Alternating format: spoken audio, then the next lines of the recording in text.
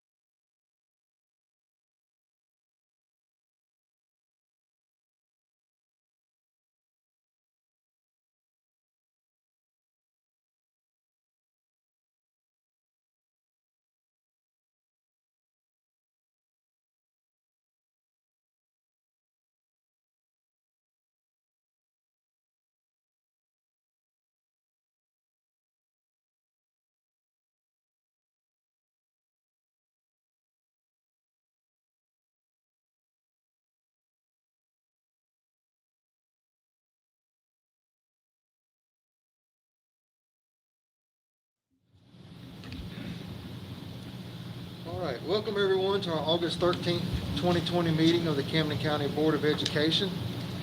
And if we could, please take a moment of silence.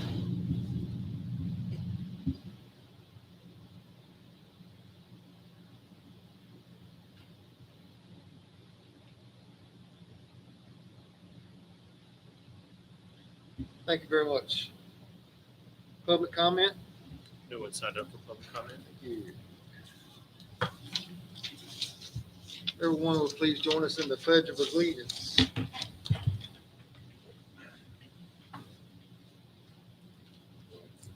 I pledge allegiance to the flag of the United States of America and to the republic for which it stands, one nation, under God, indivisible, with liberty and justice for all.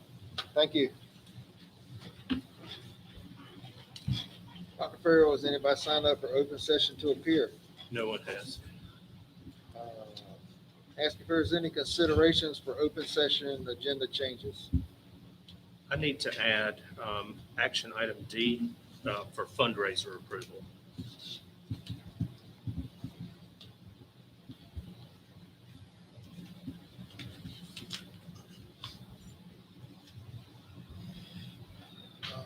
I also need to add an item under action agenda. It'll be item E, and it is for North Carolina School Board Association Board of Director vacancies.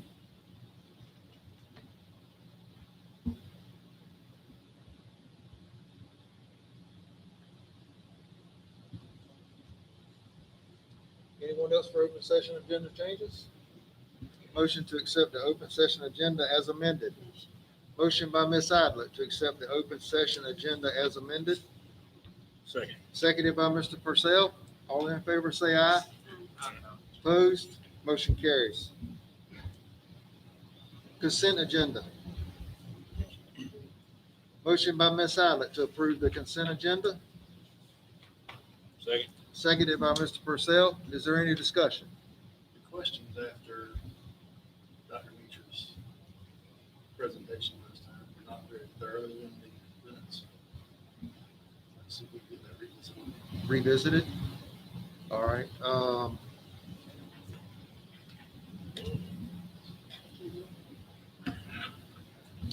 With those, so if we want to revisit that, can we table the motion to approval of minutes of July 23rd, 2020 meeting?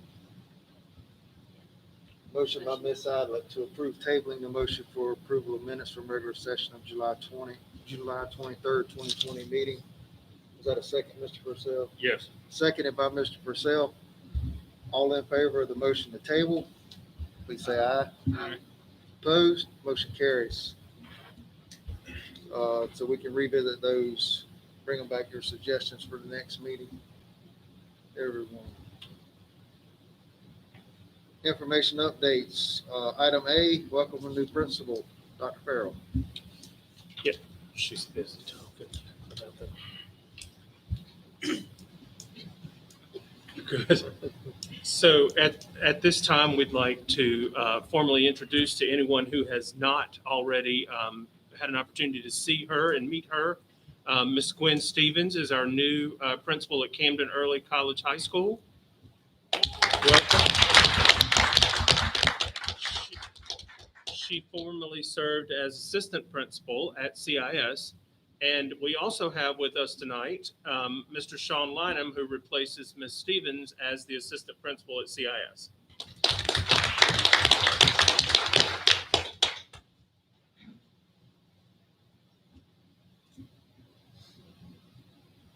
All right. Thank you for that. Principal's Return to Learn update. I'll turn it over to you, Dr. Farrell, for And we're going to start with Mr. Lazar from Grandy Primary School, and he's going to share Plan C updates at this time. Yes. Before we talk about this year, I wanted to take the time to thank our staff and our parents and our students for working so hard last year during some challenging times. It was a difficult task, but I think GPS got the job done. So thank you, parents, staff, and students.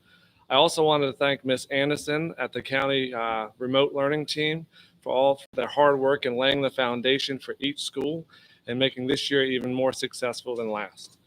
And finally, I wanted to thank the GPS remote learning team, Ms. Byram, Ms. Woodward, Ms. Berard, Ms. Meads, Ms. Markham, Ms. Watson, for all their leadership this year and this summer. In May, we began training our teachers with Google Classroom, and we also trained them in Classroom Dojo. We wanted to make sure that everyone was comfortable, and we taught them at their ability level so they could grow professionally. This summer, they were offered a refresher course in Google as well as Class Dojo and Screen Classify, They have been working so hard one-on-one, providing time in the morning, afternoon, and some have even been doing it at night. They've been working around the clock, and I'm really proud of this GPS team. My staff has been working hard, communicating with parents, making sure everyone knows the expectations, and they're excited for the challenge. This year, we'll be using Google Classroom and Class Dojo in all grade levels. These programs will help build consistency in every room and help move students into 21st century learners. Yesterday and today, we had welcome back parades, and every parent received information guide for remote learning. We handed out close to 300 devices for our students. We have information and videos on our website to help parents navigate through Google Classroom. Passwords and login information have been provided. Teachers have already been calling parents to make sure, again, all the expectations are available or informed.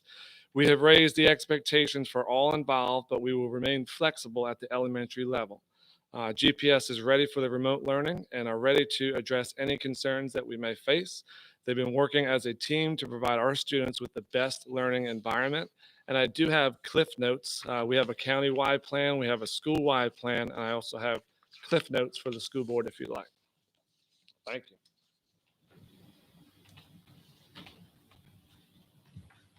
Do you have any questions? thank you. Yeah, sure. Thank you.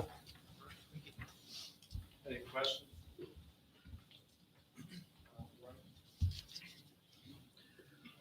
Thank you, Mr. Lazar. That's right. Ms. Robinson?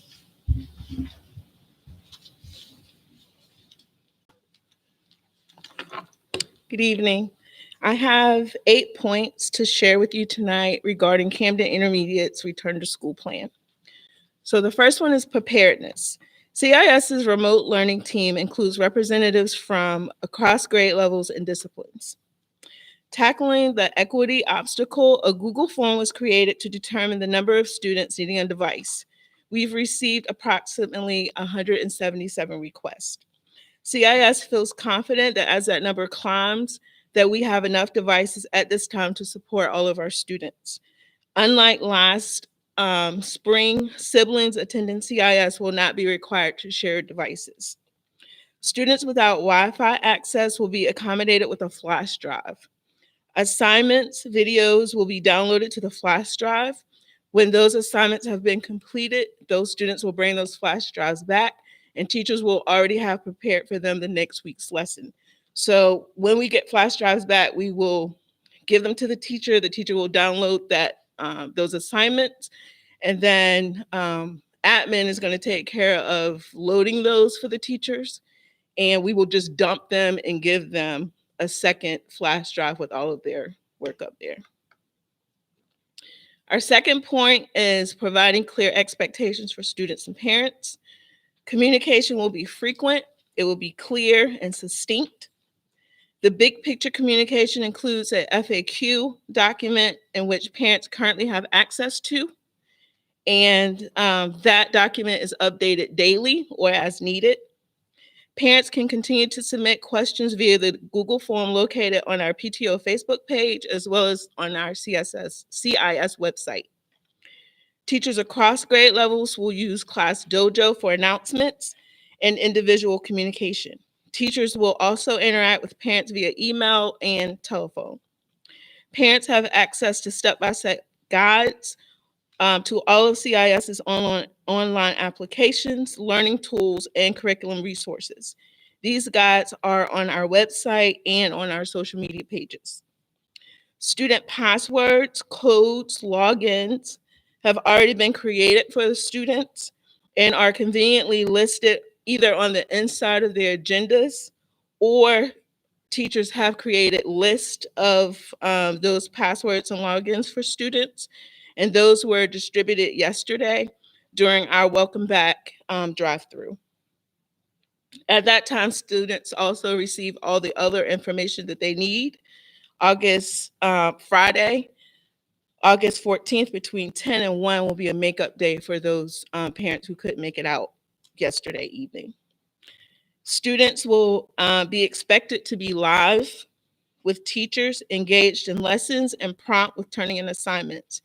We have processes and procedures in place for grading and posting grades. We will follow the district's plan for taking attendance. Our third point is time to plan. And those will be done on Wednesdays. They will be designated as our time to plan days. These are primarily asynchronous days in which iReady, Apex, and pre-recorded lessons, will be utilized for independent study. Wednesdays will also be designated for team planning, grade level PLCs, admin and grade level meetings, parent and student Zoom conferences, one-to-one targeted instruction, and small group targeted instruction.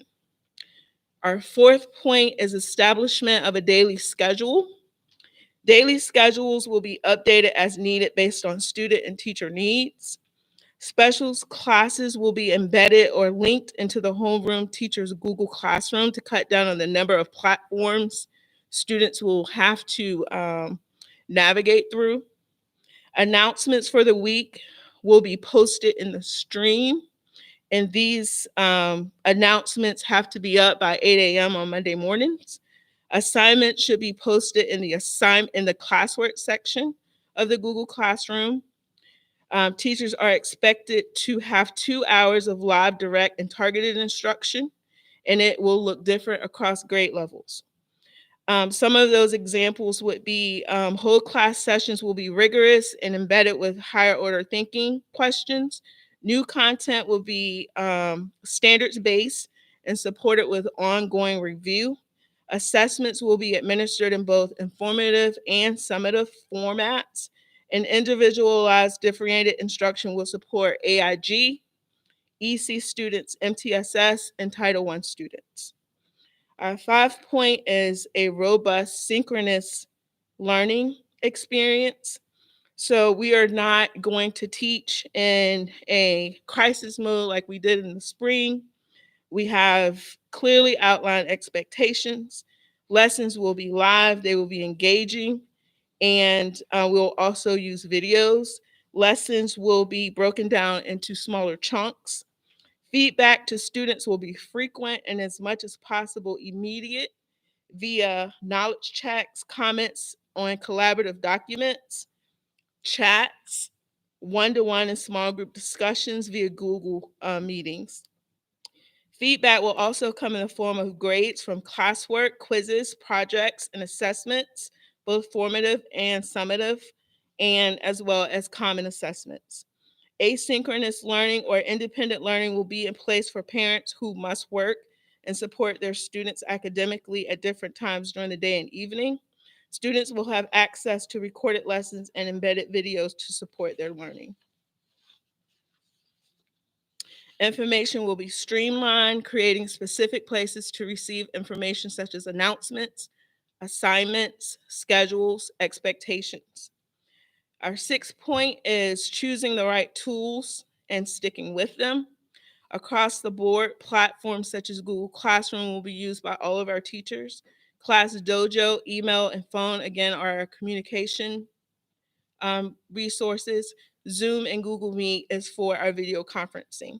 Utilization of vetted online curriculum and resource alongside those physical resources that teachers depend on to deliver differentiated, targeted instruction. Number 7 is multi-tiered levels of support. Additional skill development will be offered via one-to-one small group virtual meetings. The iReady diagnostic and informal assessments will assist in identifying learning needs. Students can be referred to our SAT process after the first 9 weeks. Online support for students identified as having learning gaps or those who are excelling academically. We have iReady, Apex, MobyMax, STEM Scope, which is a science resource. And then we're going to use a platform called Easy CBM. This is a progress monitoring tool that provides additional instructional support. It also provides a measurement of teacher effectiveness. It supports the idea of evidence-based decision making. And then finally, 8, addressing emotional toll. Addressing the emotional toll will include frequent check-ins on teachers, students, and families. Students will have access to Dr. Weisinger, who is our guidance counselor, and Ms. Mazzell, social worker, via their Google classrooms. We're also creating a referral form for teachers to use to connect students to the help that they might need. And we have resources available on our website and on our social media page. You guys have any questions? Thank you. Thank you, Ms. Robinson.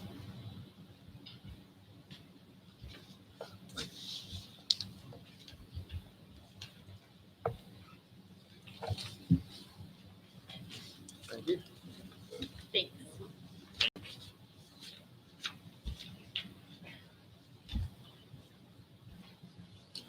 Mr. Mazzell?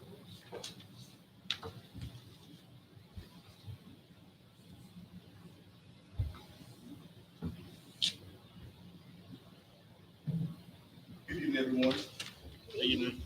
I'm here tonight to share with you Camden Middle School's remote learning plan.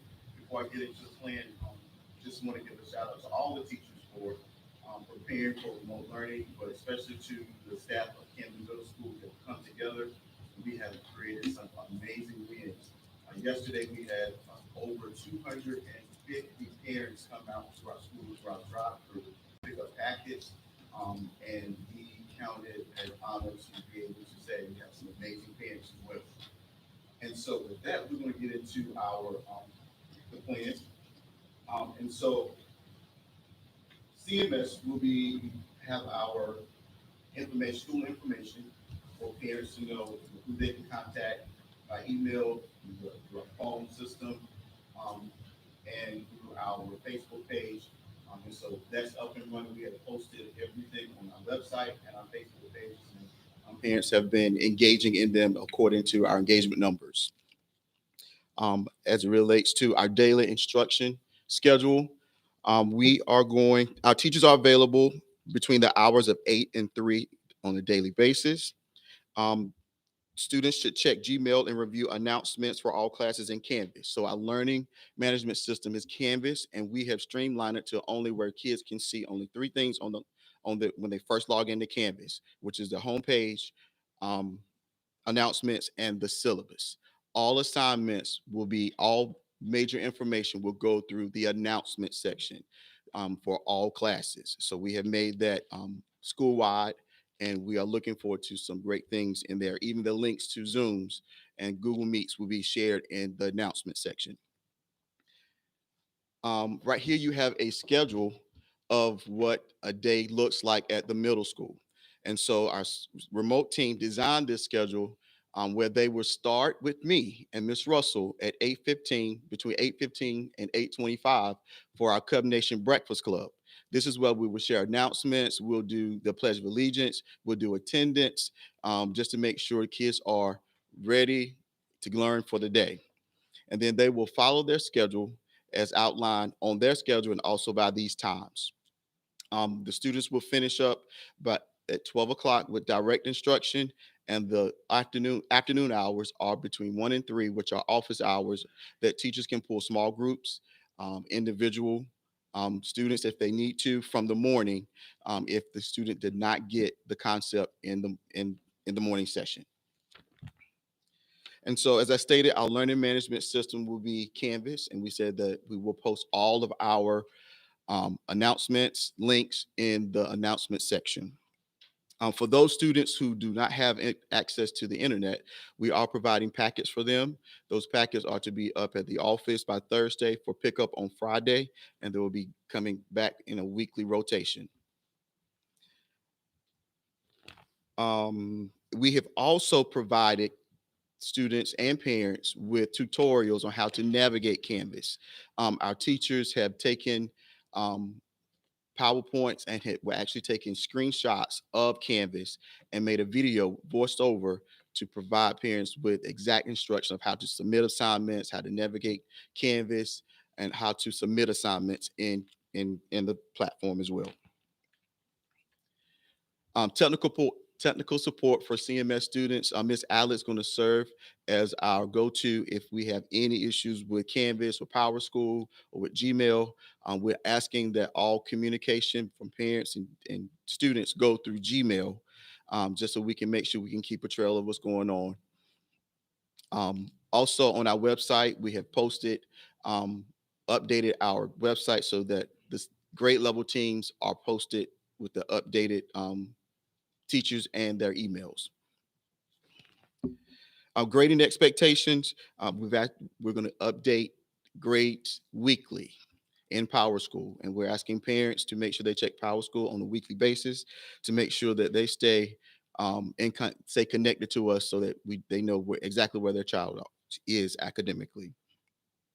As it relates to attendance, we have a CMS student attendance form that we are posting in our homeroom Canvas where students can automatically click it, sign in for the day, and we can go on about our day.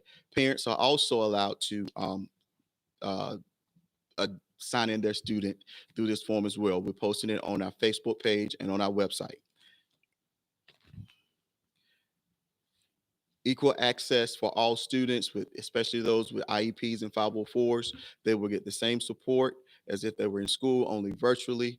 We're asking our EC teachers to provide that extra support during the office hours in the afternoon if needed.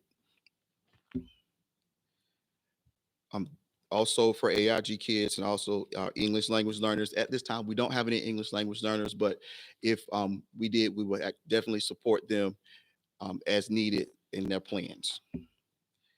As it relates to social and emotional, Miss Christy Thomas, our school counselor, will be providing her class through Canvas and supporting kids with any needs, social and emotionally.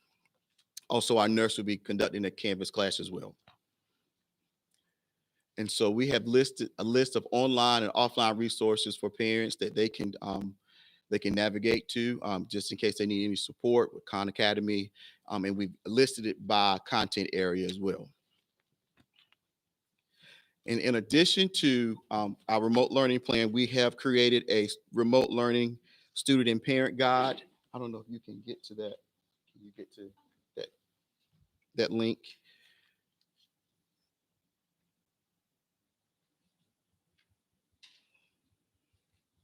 And so it just starts out with the definitions of some of the terms that's in there, where it means in school, remote, synchronous, and asynchronous, office hours, and interventions.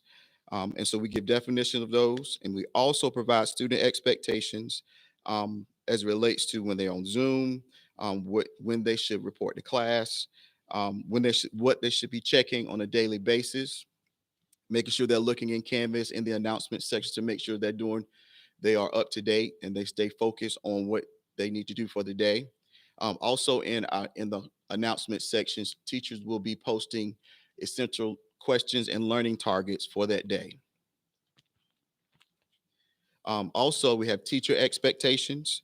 Our core area teachers will provide synchronous learning 3 days a week, while our elective teachers will provide synchronous learning 2 days a week. We're doing more focus on the content areas of math, science, social studies, also Spanish 1 and English, so we can make sure that we hone in on those skills. Also, special education and student services, ESL, we're still going to follow their IEPs and their 504s as identified on their plan. We talk about grading and parent expectations and student support. And at the end, we just share the Cub Nation remote learning schedule. And so that is how we are conducting remote learning at Camden Middle School. We're excited. It has been a journey putting all this together, but we are excited to have some connection with our kids and get our kids back into learning. As we are planning for Plan B, we're still working through some of the challenges, which maybe was managing teacher schedules for those students who choosing 100% remote learning, how to make sure that they get what they need, and also the kids that we have in the building, making sure they get what they need and not not tiring out our staff as well. Also, we're still working through the space in the classroom and also looking at scheduling without doing a whole lot of mixing of our kids, especially during our elective times. And so that is our remote learning plan for Camden Middle School. Are there any questions? All right, thank you.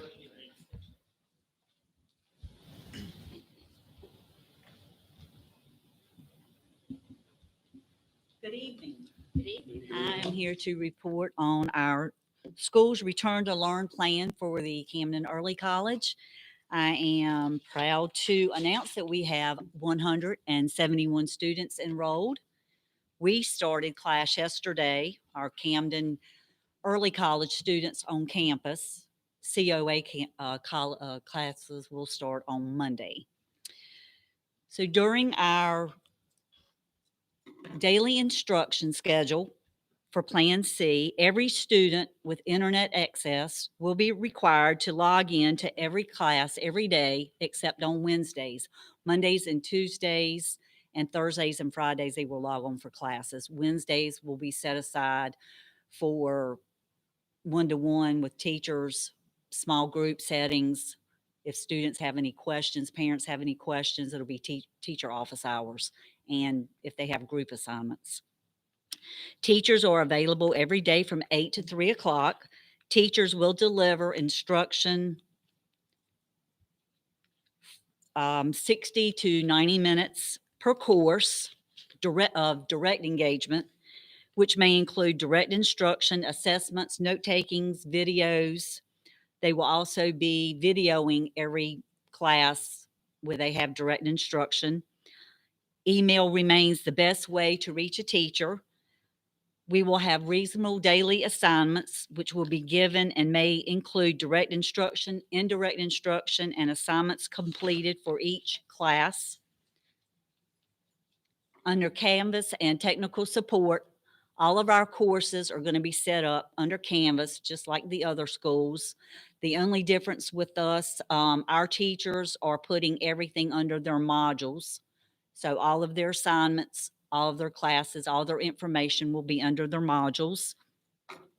Lessons and assignments will be posted on the remote instructional learning days by 8 a.m. on Monday morning of each week.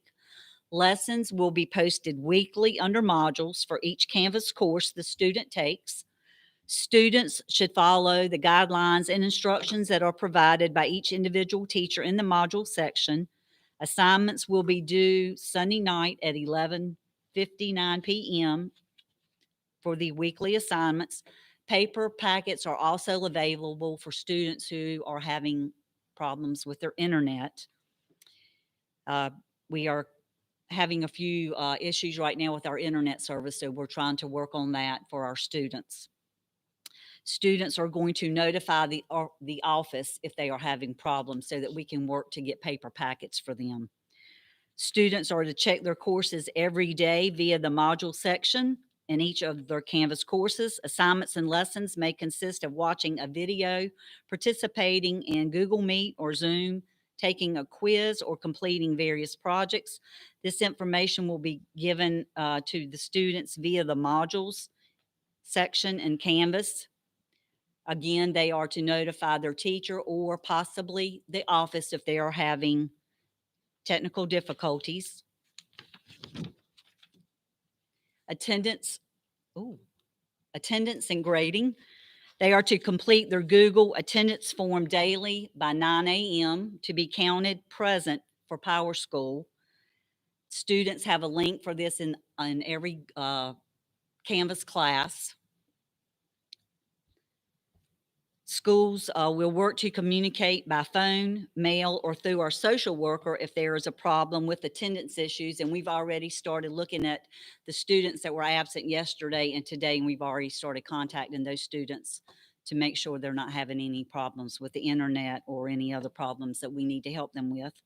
Students should follow the instructions for each course in which they are enrolled to determine the requirements and the assignments that should be completed. These instructions will be posted in Canvas under the modules by each individual course teacher. Individual course grading policies will be located for each class in their course syllabus. That's also provided in Canvas. Under curriculum and instruction, teachers will design lessons that are aligned to the state K-12 North Carolina standards associated with their course. These will be identified as learning targets on daily and weekly lessons on Canvas. Teachers will use higher order thinking questions to gauge and deepen students' understanding. The common framework for instruction will include an opening, a mini lesson, a work period, and a closing. Requirements for the deadlines for submission of assignments and methods to assess and grade the learning. All assignments for the week will be posted in the module section of Canvas by 8 a.m. Monday. All weekly assignments for all teachers will be due on Sunday by 11 o'clock p.m. or 11:59. All of this information, again, will be located under the modules in each Canvas course. Assignments will be assessed and graded by the teacher, and the final grades will be posted in Power School.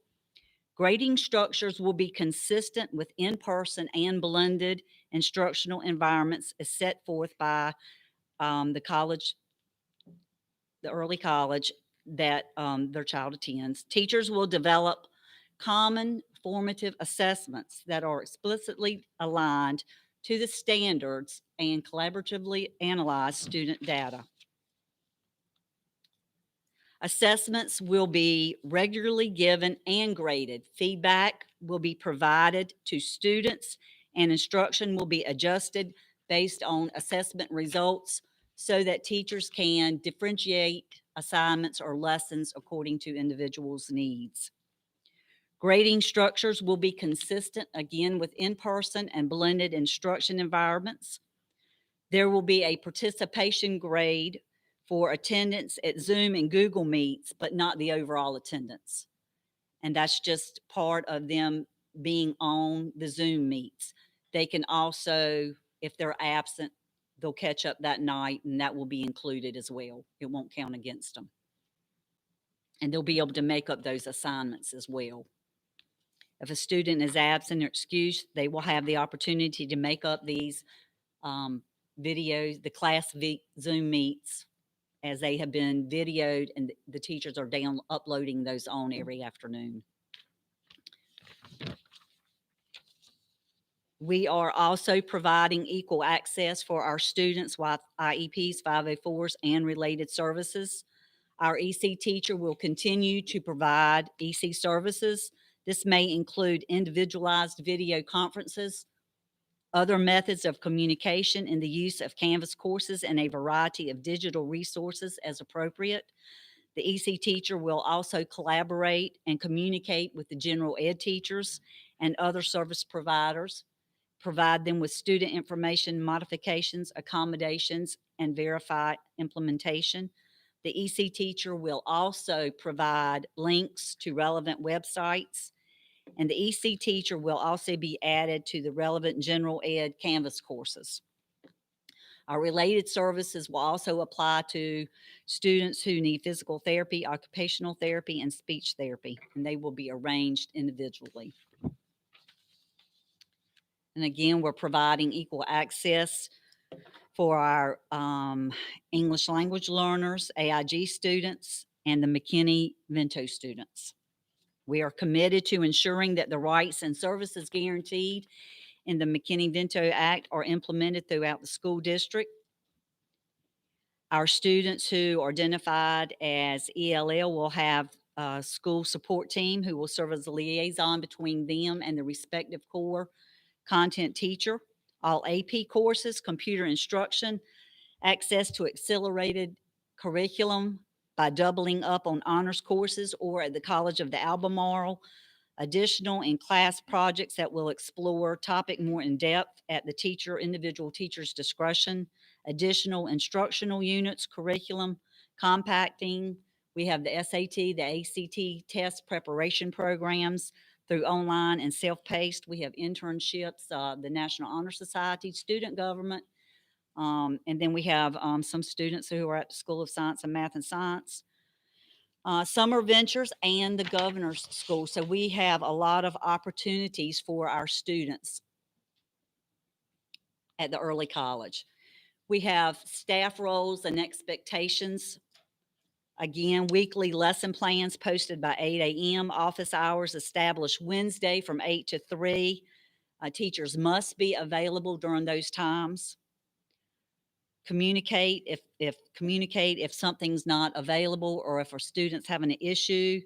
Teachers should respond within 24 hours. Virtual meetings must be recorded and posted by 5 o'clock the same day for students who could not attend. Teachers also have a buddy, so if they are absent, this teacher will have access to their lessons. I will also have access so that we can help those students move along. They also have a syllabus that they have been given to the students. Staff roles and expectations, again, 60 to 90-minute lessons, due dates for assignments, weekly feedback, which could include grades, parent contacts for students not logging in or completing assignments weekly. Virtual meetings must be a participation grade. We want to make sure our students are attending class and getting all the information that they need. All student work must be submitted on Canvas unless it's a paper packet. Lessons must include a combination of synchronous instruction, which is online or distance education that happens in real time, and asynchronous instruction, which occurs through online channels without the real-time interactions. We have high-level expectations for our teachers. And then we also have student expectations, which we gave these out when the students came and picked up their schedules. They are to check Canvas daily. They are to sign in by 9 o'clock every morning. They are to follow all of their due dates, virtual meetings as per their course syllabus. We are expecting them to have a dress code, and their behavior during the virtual meetings will be appropriate as if they were in school. We would like for them to pay attention and not be on their phone playing games while the teacher's teaching. Students who are exhibiting distracted behavior.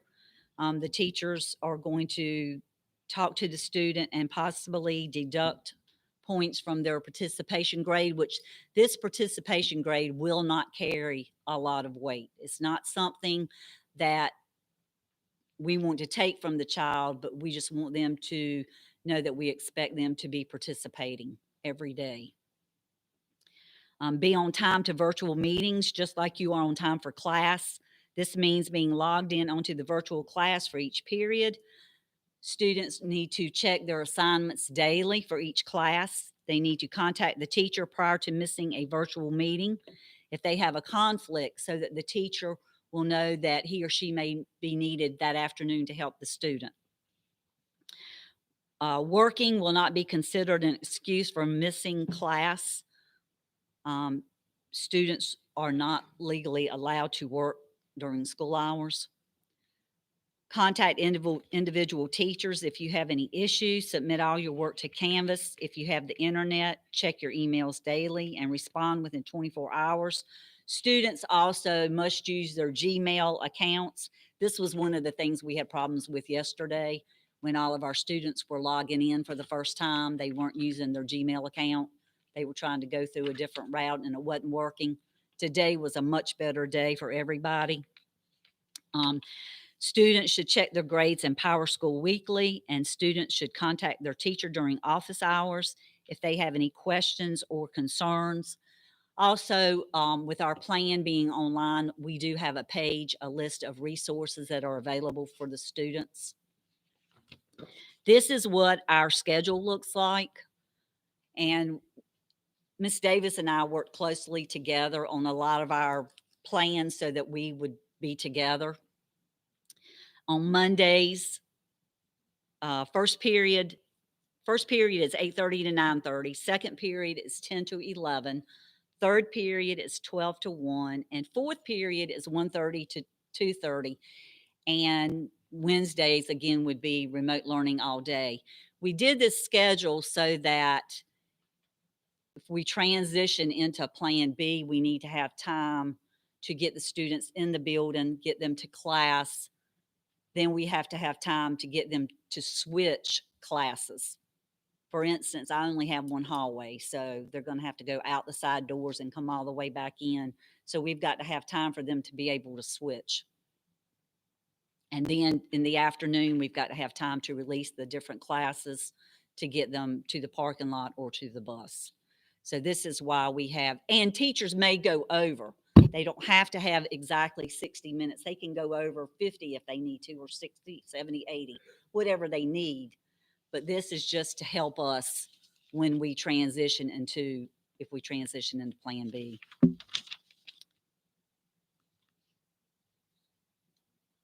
A few of the challenges that we're facing, some of our students are taking a course at COA that is a computer class, Introduction to Computers, and the Chromebooks will not work for this class. So we're having to look at getting laptops for some of these students.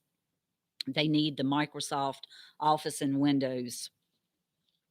Our schedules are pretty set for right now for Plan C. Every student's schedule has been looked at by Ms. Lassiter. I have her with me tonight. She actually works with all the student schedules, and she is the liaison between the early college and COA. So right now, our schedules are set. If we were to transition into Plan B, I'm going to have a little problem with space and staff to go in order to go by the 6x6 all the way around.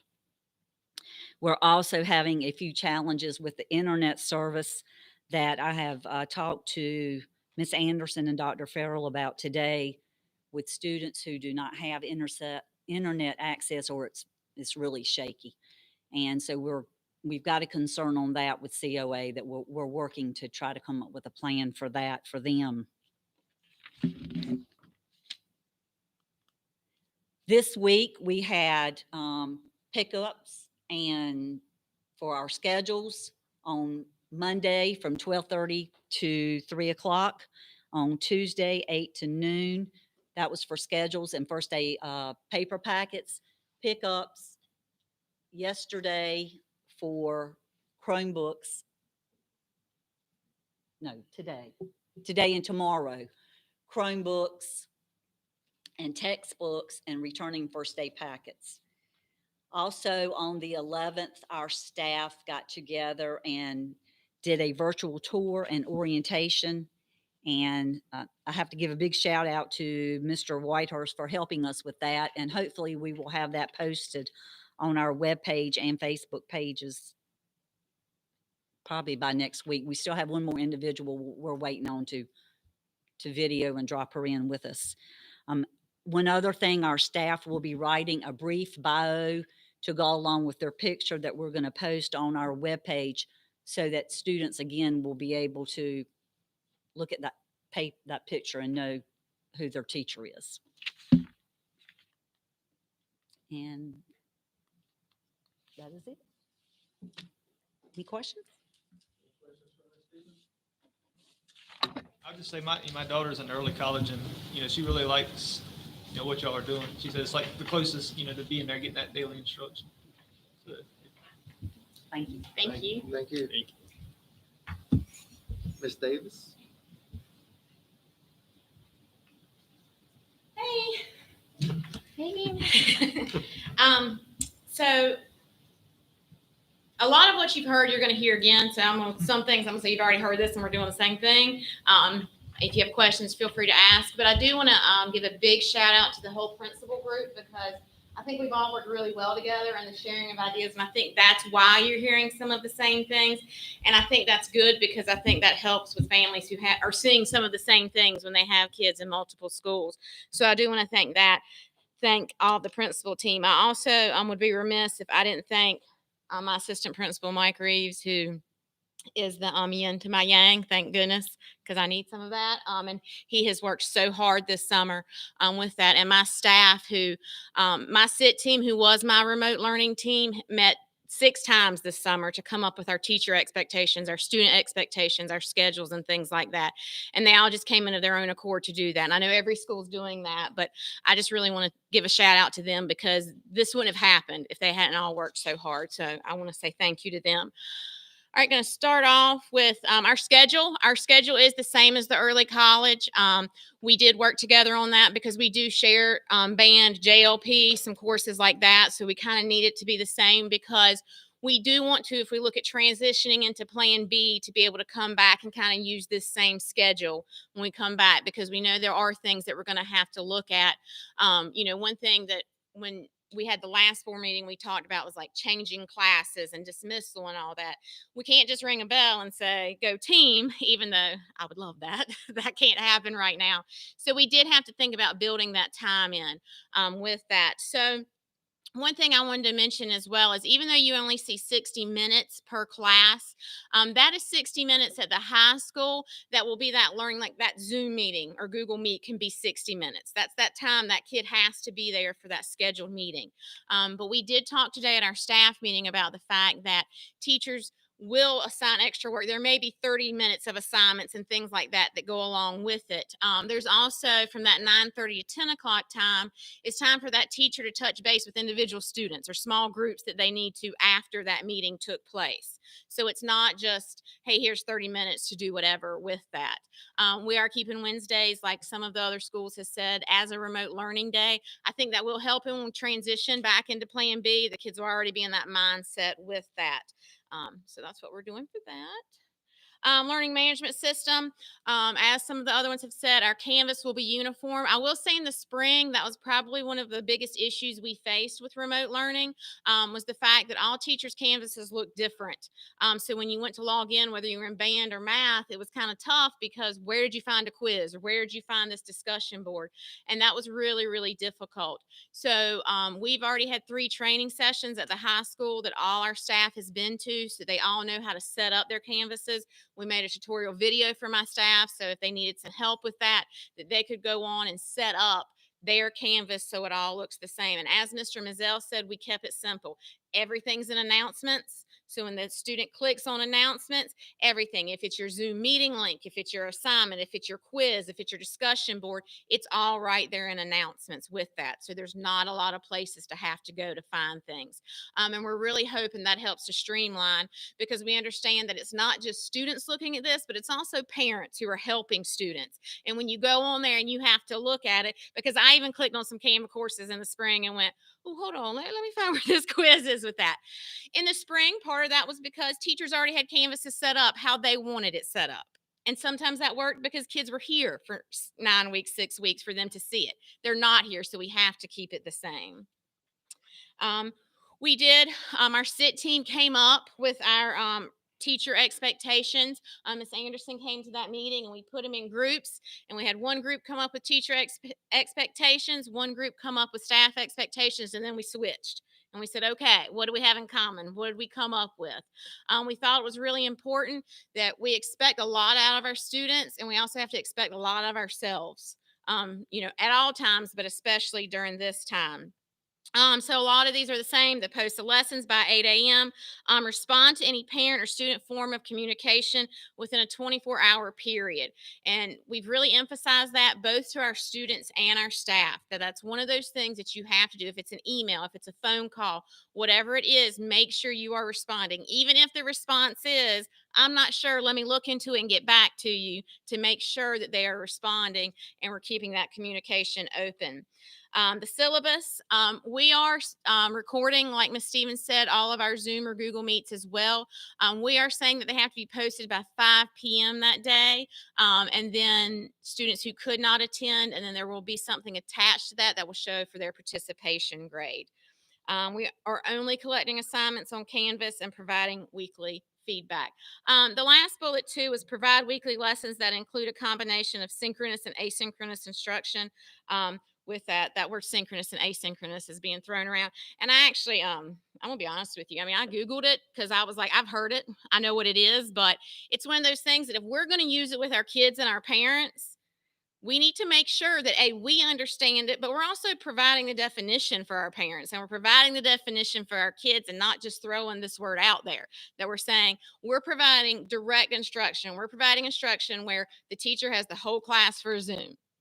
The teacher has small groups for Zoom, but the teacher may also be uploading videos. The teacher may be posting a project for a day, and it has to be all of it. Part of what we are doing with that too is we're not setting you have to have a Zoom meeting 2 times a week, 3 times a week. And, adults are just like students sometimes, and they say, well, how many times do I need to do this? We all like parameters. But I also believe teacher autonomy is important, and I think each class is different. I know I have some teachers who are going to be Zooming every day with their kids because that's what they need to do. But I also know there's going to be a mix with some other ones. So we put that in there. Student expectations. Go over those two. Check the Canvas classes, like everyone said. Use the Gmail. Check, respond to the email, all those kinds of things. So those are pretty much the same. I'm not going to go over those. We provided step-by-step Canvas instructions for students, just to make sure. I'm gonna be honest with you, I stole this from Mr. Mazzell because he did a great job with these tutorials. So I just put it right in mine because it was so good, that I said I'm not going to reinvent the wheel since he did it and we talked about it. One thing we did do though is we made our own Canvas tutorial video that is in our virtual freshman orientation, and it's our remote plan too. And 3 of my staff members just walked from the time you log in to NC Ed Cloud, what website you go to. Once you get to your NC Ed Cloud, here's your Power School, here's your Canvas icon. Once you click on Canvas, this is what every class is going to look like. This is where you go to for everything, so that parents and students have that access. Because the reality is too that we're going to have students who enroll September 15th. And that they're going to have to be able to access all these things too. And we're not going to have that opportunity to walk them through it face to face at this point like we would. So we made that for them. Requirements for submission, that Power School grading again has to be uploaded. Attendance. I personally think attendance is going to be real fun. I can't wait to see how that goes with the attendance form. Again, it has to be by 9. We used a Google form that students have to sign into. We did it at the high school where it has to be like their school email account, because high schoolers should be able to log in. They're supposed to be in class at 9, so they should be able to log in by 9 and do their attendance. So we have that set up that way for them. For students without internet access, we have asked that all families let us know by noon tomorrow if they do not have internet access. And what we're doing is we're providing laptops, and each student will have 2 flash drives. So they will pick up a flash drive with the week's worth of work on it. That includes videos and assignments and things such as that. And then the next Monday, they'll drop that flash drive off with the work on it, and they'll get their new week's flash drive on it. We did paper packets in the spring because it's what we had to do with the emergency online learning we did. But when we were looking at, a whole 9 weeks, a half of a semester that we know we're doing online, it's hard to provide any instruction in a paper packet.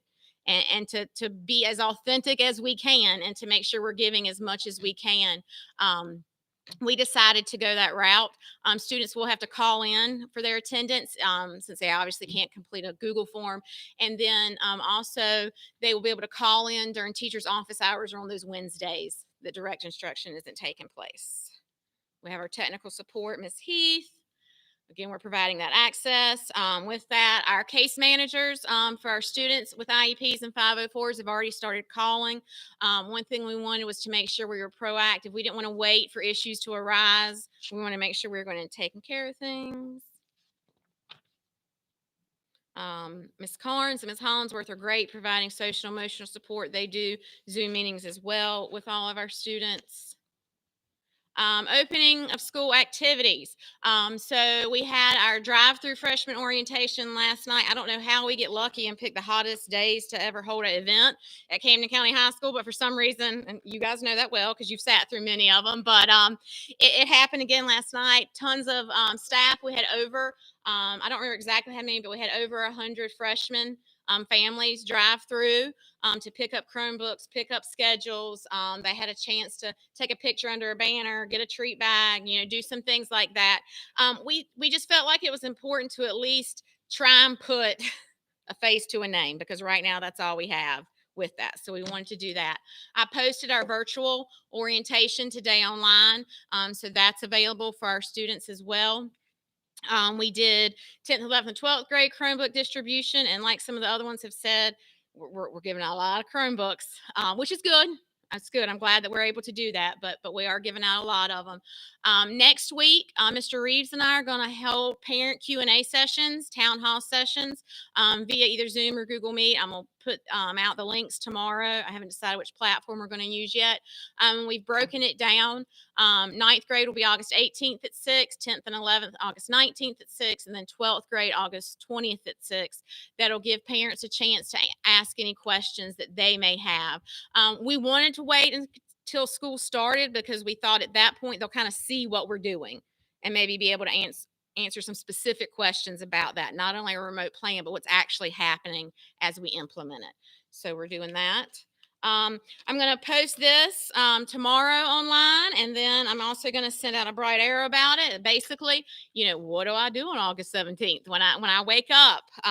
Also need to let the teenagers know you gotta be online at 8:30. So, because I'm sure some of them haven't been awake at 8:30 for the past 5 or 6 months. So, rise and shine. It's time to go and get going.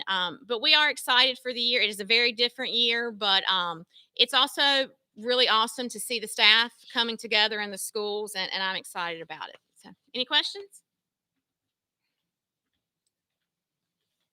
All right. Thank you.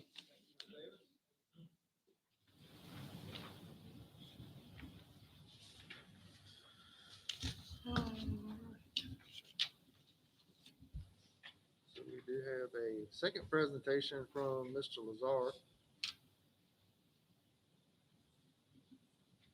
on the Plan B option for targeted date of September the 8th.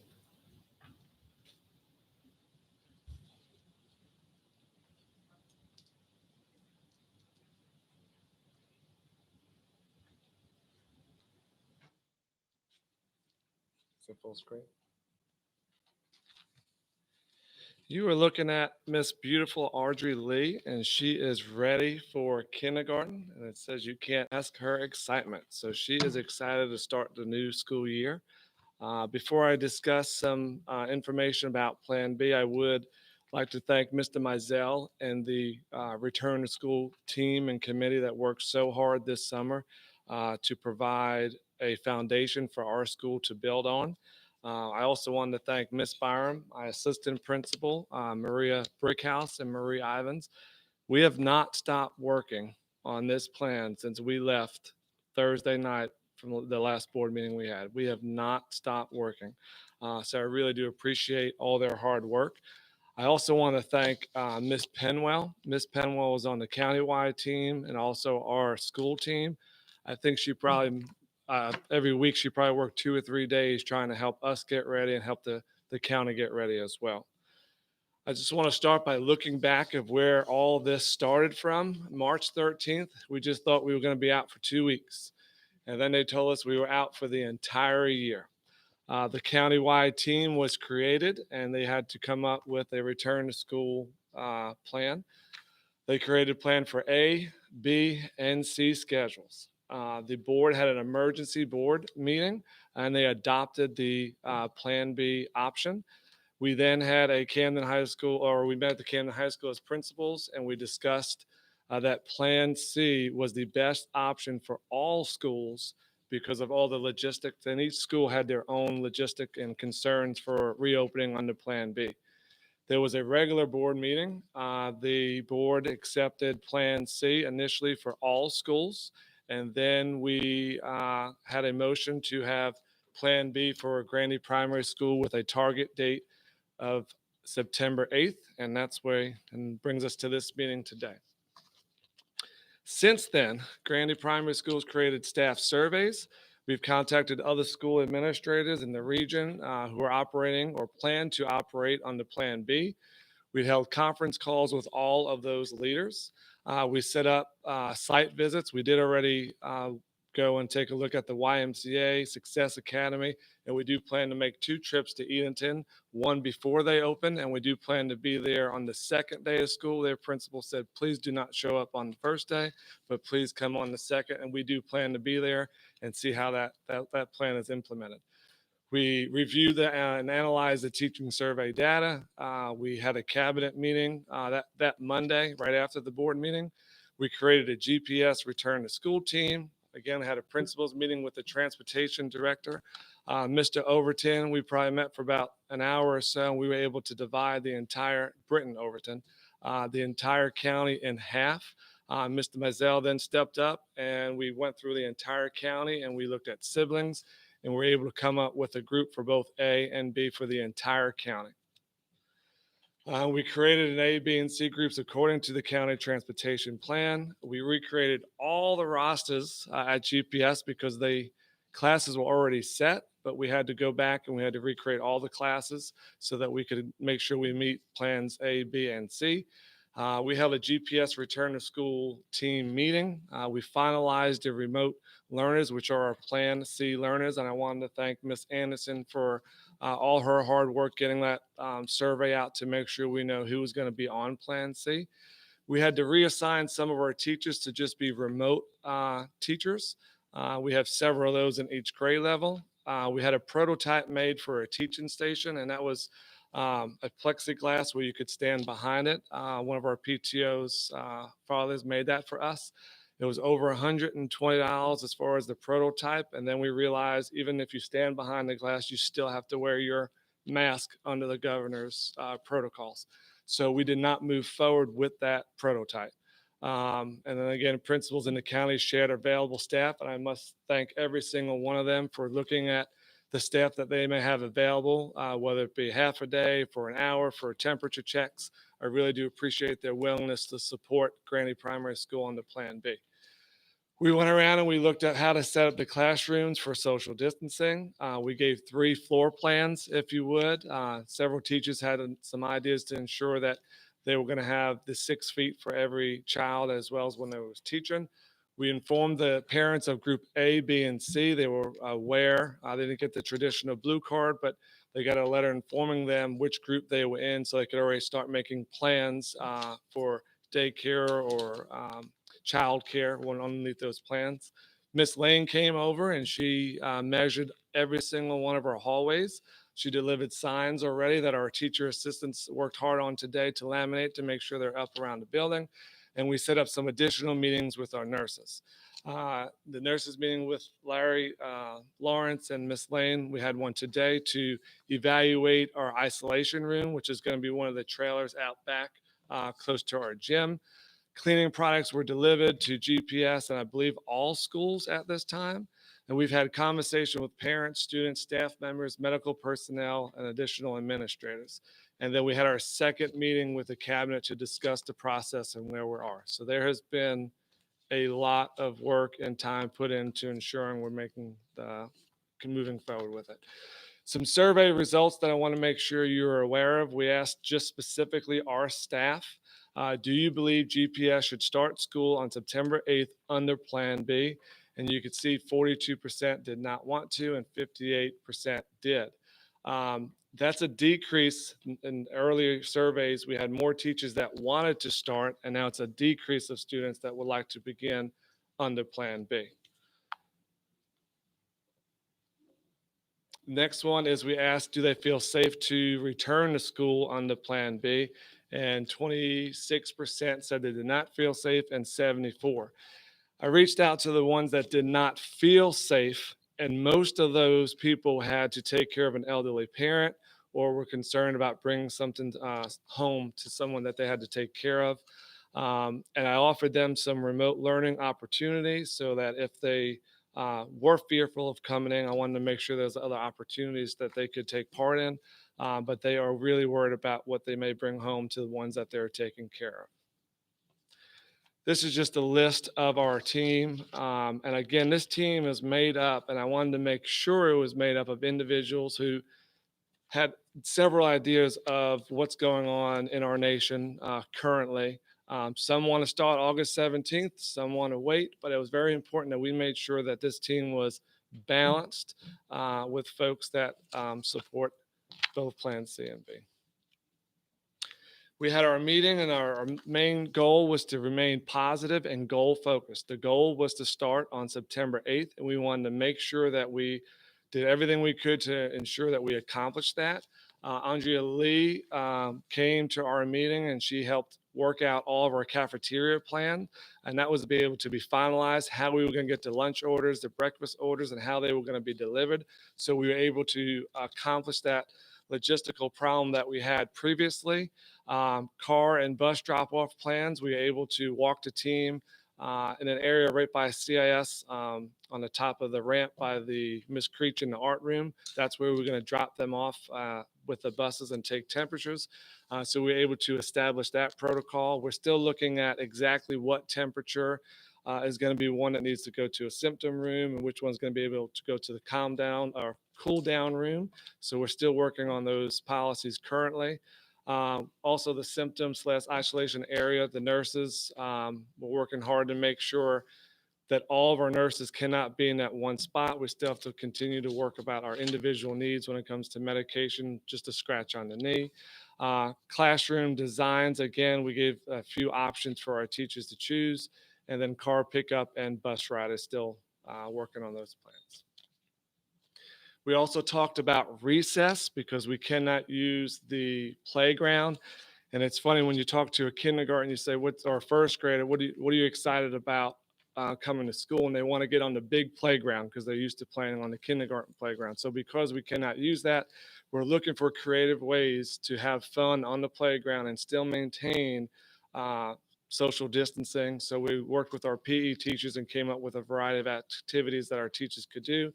We're looking at our specials. We have decided that our special teachers in the beginning, they're all going to go to the classrooms. If we're able to begin September 8th, we want to make sure that we are doing the least amount of movement as possible in the beginning, and then to control those situations in the hallway. Visitors, we decided that we did not want anyone to come in the school to begin with. They'll ring the bell and we'll come out to them. They could sign a child out. Or they could sign a child in if necessary. And then we established the self check-ins and staff check-ins in the morning. We do have staff that like to show up at 6:30 in the morning, so we wanted to make sure that the protocols were there for them, and we assigned tasks for those individuals to help when staff check in.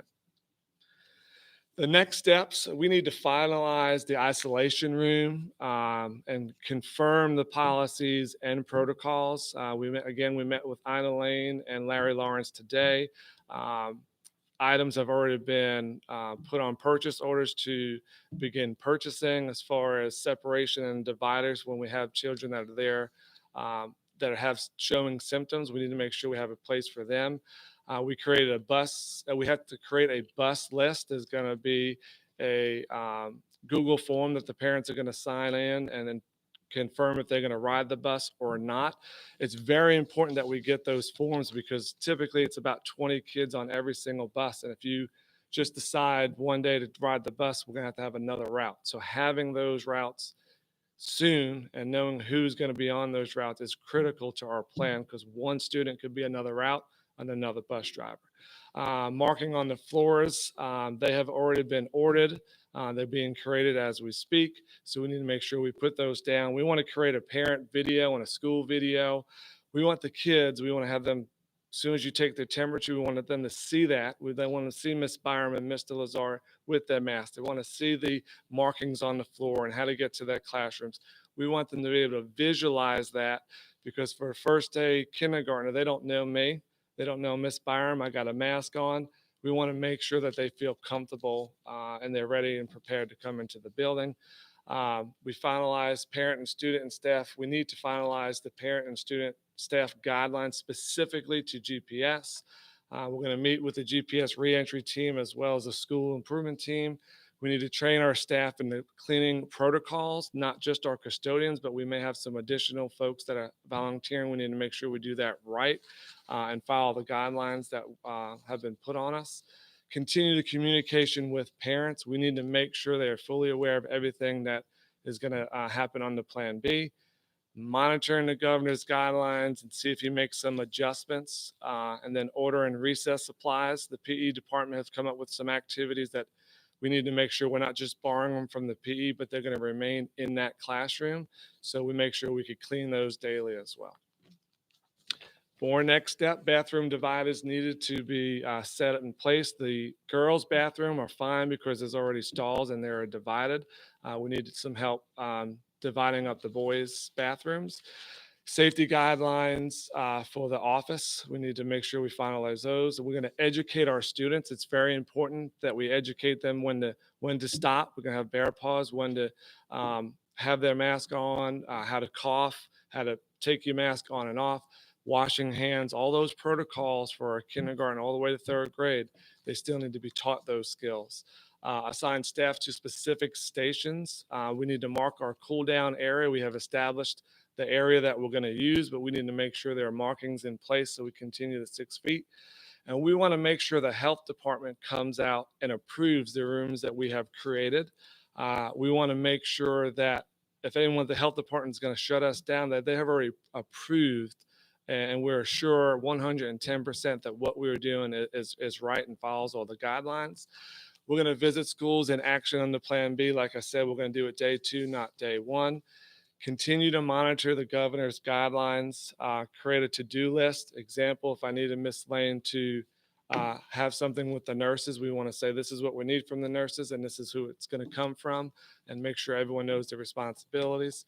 Confirming the staffing with Dr. Berry and Sally in the finance department, because just moving someone from the high school, depending on where they're funded and how they're paid, you can't just move them to another school. So we need to make sure that the people that we are moving, we're allowed to use them in that capacity.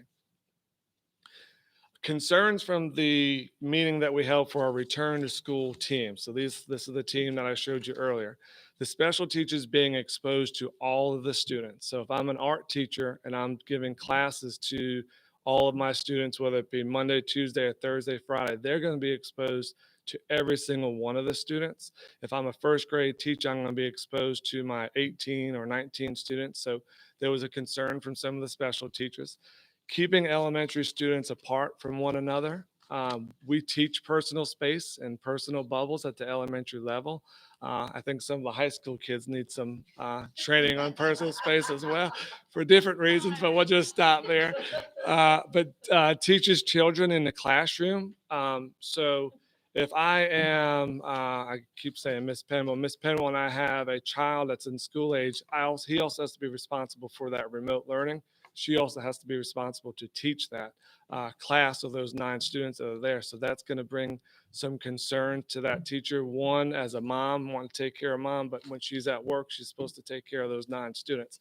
So that's a concern from some of the teachers. Masks are just not age appropriate. Is a huge concern. They're going to touch them. They're going to move them down. They may share them. They may be Captain Hook and they may cover one eye. They're going to use it as a slingshot. They don't know what exactly they may do with it, but we need to make sure we're working with them to do that. But they said it's not age appropriate. And then just some of the restrictions from the governor. And each one of you, I think, mentioned at the last meeting, if some of these restrictions would just come off just a little bit, we'd be able to make it a little bit easier for our students and our staff, because our teachers have got to teach with those masks on all day long too. So some of those restrictions are tough for us. Again, more concerns the longevity of Plan B. So right now, Grandy Primary School is the only one that's going to be on Plan B, at least for the first 9 weeks. So if the board, at the end of 9 weeks, the board decides we want to add CIS, nurses have to go back, custodians have to go back, extra additional support has to go back. So you're going to be taking away from the resources that we are currently using to ensure that CIS and those students can make sure that they follow the social distancing and all the rules that they have to follow. So they are concerned about the longevity of the plan just for one school. If it's one school all year long, then you don't worry about the longevity. If it's the board's consideration of the school or Dr. Farrow, to go, everyone goes back, but the longevity of that's going to be very difficult. Starting September 8th and closing September 9th. They brought that up. 2 or 3 folks brought that up. They felt that sometimes there's going to be more policing of the policy and the mask and sit and don't move here and don't move there than the teaching. I still believe that when you have 3 groups of 3, the instruction is going to be there, but they're going to spend a lot of time teaching those protocols as well as the instruction. Someone contacting the virus and exposure to someone who has it. Some of the question, was it worth the risk at this time today or September 8th? Is it worth the risk at this point with everything going on now? And symptoms that match virus related or unrelated. So abscess tooth and I have a temperature, or I miss mom and my stomach hurts. Different things that we have to worry about symptoms that may be or that are underneath the guidelines that we have to have some strict protocols in place, may not even be actually the corona. So they had some concerns about that. Some uncontrollables. I have no control over anything that happens outside of Grandy. I have no control over what a teacher or what a teacher is exposed to, or where they are, or if their spouse works at the Coast Guard base and someone has it and now that teacher is exposed. I have no control over a 5-year-old touching another 5-year-old. I have no control over that. I have no control of the possibility of an entire team being sent home because of the restrictions, people being exposed as the result from the exposure. Huge culture shift. Anyone that knows Miss Byram and Miss Delazar, we really care about our kids. We're fun, we're energetic. We invite parents to come in to lunch and to volunteer. We're stopping people at the door. So some of these things are going to change. That child who's sick and wants mom and mama can't be there for an hour, the nurse or Miss Banks would put them in their lap. We have to be cautious now because of the restrictions that we have in place. So there's going to be a huge culture shift in that. Staff using the emergency leave if available. Last year, and again, we don't know if this is going to happen or not. Last year that some staff members were able to use leave to take care of their own children. If they do that, then those are the extra folks that we may have to use. So that may be difficult for us. And then just the office staff kind of seems to be the hub of everything that goes on. So the office staff was control of them being exposed with people coming in and out. More uncontrollables. I cannot control the number of cases in Camden. I cannot control that the governor makes an announcement tomorrow that he wants all schools to be on Plan C. I cannot control if someone gets sick and the health department closes the school down. Tracking all those who have been in contact, because yes, if someone has a symptom and they're 6 feet away and they have a mask on, I need to know who else they may have been in contact with, and just tracking those kids down and ensuring that anyone that may have been exposed is also sent home. If a teacher is sent home for 14 days, who teaches the child, who teaches the class? And I want you to think about that, because if I said someone is contacted or someone is exposed to someone with symptoms, they could go home and they could work remotely. Who's going to teach those students if that person is working remotely? So we are really concerned about who's teaching that class. How will the positive cases impact a class or a switch class and a team? How would this impact each individual in our school? I will tell you, and talking to the staff, and I promise you, I've talked to just about everyone individually, everyone has their own personal opinion of this epidemic, and it is related directly or hit them home specifically, and some it has not, so they have their own opinions of it. And the number of our students are just fluctuating from plan A, from plan B to plan C, and some want to go back from C to plan B. Those numbers are just going back and forth. The social emotional concerns while at school, I 110% agree that there are some social emotional needs that we need to be aware of, and make sure we're supporting our students that are not in school. They are also concerned about the social emotional needs while they're in school, because it's not the same setting that we normally have in the past. So they're worried about some of those social emotional concerns. Concern just at the school level, talking to school improvement team members and other people, the equity of learning for the students with both plans. If we did need to send a whole class home during the return to school, how is that going to look? How is that going to affect if they come to school, they go back, they come back to school? How is that going to impact them? This year, we have had enrollment issues that I've never seen before in my life. Normally, we're just teetering on, I need another teacher, I don't need another teacher, and Dr. Farrell and Dr. Barry have been very good about, hey, we're 1 or 2 away, let's go ahead and get that teacher now so we don't have to break kids up that are used to their teachers. Miss Chappell came to work on Friday to clean her room. At 9 o'clock when she came in, she was a 2nd grade teacher. At 9:30, I said, hey, your dream of going back to kindergarten may be a reality. I think I need you to go to kindergarten. She went to an appointment, came back. At 11, she was a 2nd grade teacher again, because the numbers have changed within hours of have people moving around. So that's all about the class size law. It's been very, very challenging. Parents want to come to school if it's under Plan B. Parents do not want to come to school if it's Plan B. So it's been just a fluctuation of it. Also, the combination classes, if the enrollment issues continue, there is a possibility that one teacher may be responsible to teach a 3rd, 2nd, 1st, and kindergarten group all at once. It's not extremely likely. If anything, we like to have 2nd and 3rd and kindergarten 1st. But if we have an extra 2 or 3 kindergartners and I don't have another kindergarten teacher and the numbers don't justify adding another teacher, one person may have to absorb teach students from every single grade level. The development and sustaining of the 2 plans, devices for students on Plan B as well as Plan C. Like I said, we've given out almost 300 of them.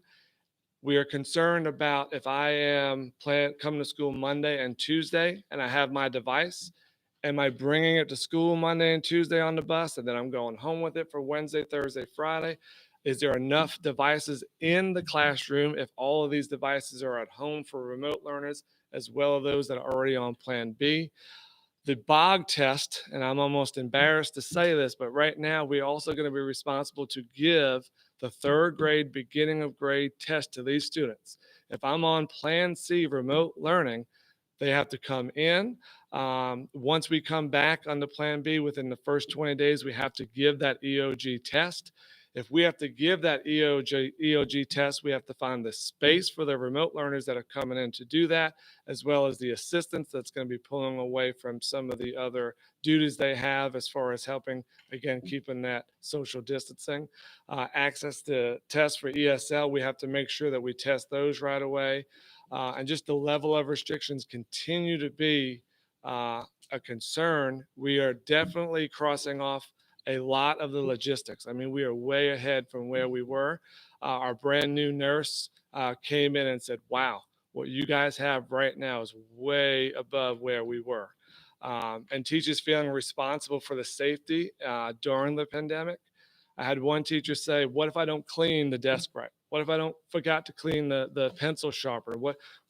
They felt responsible for if they caused the kids to get sick or they caused the worst case scenario, they didn't want that on themselves. They're very nervous about that at the school level.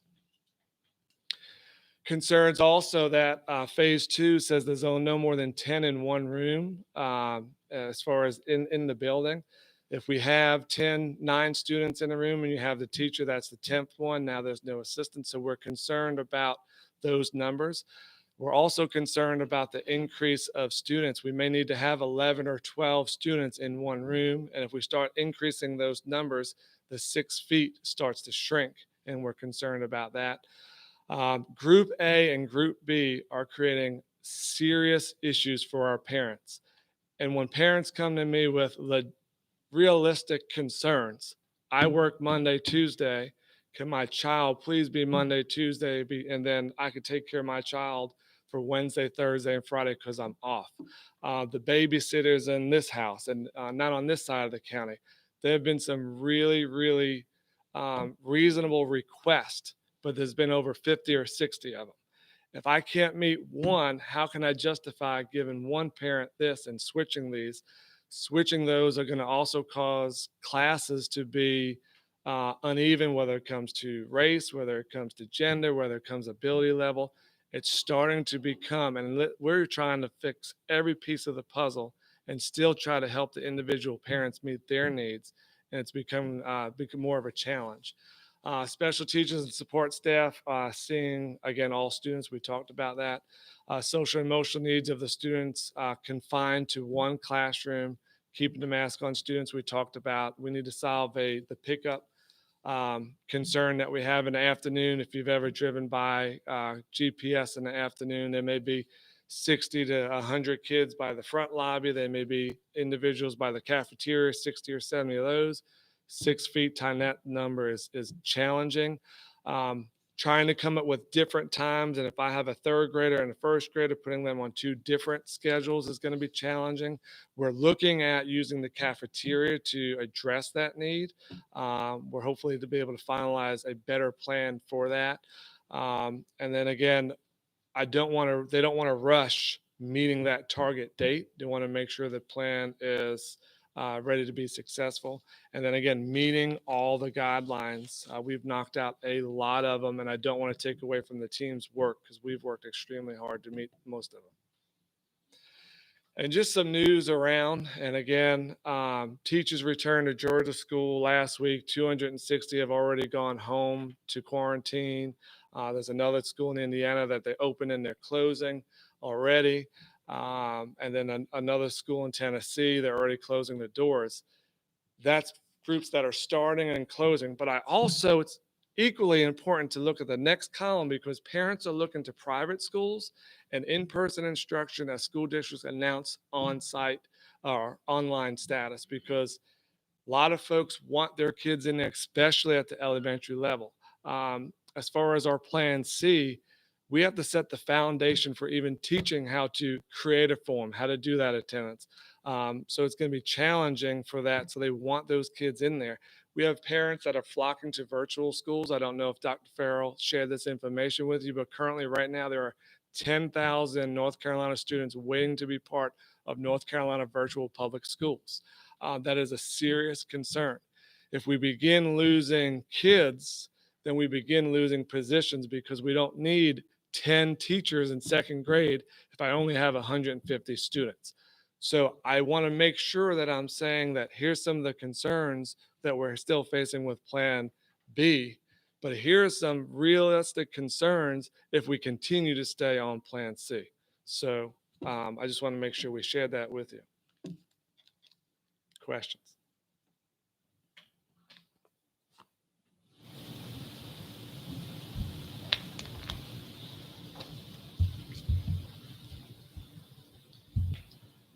you still feel confident that you can open under Plan B? We have crossed out, and I don't want to take anything away from our team. So many of the logistical components of this. We have worked tirelessly since that last board meeting. We've met with nurses, we're getting things done. September 8th, having the folks come out and approve everything is right now an unrealistic goal that has been set.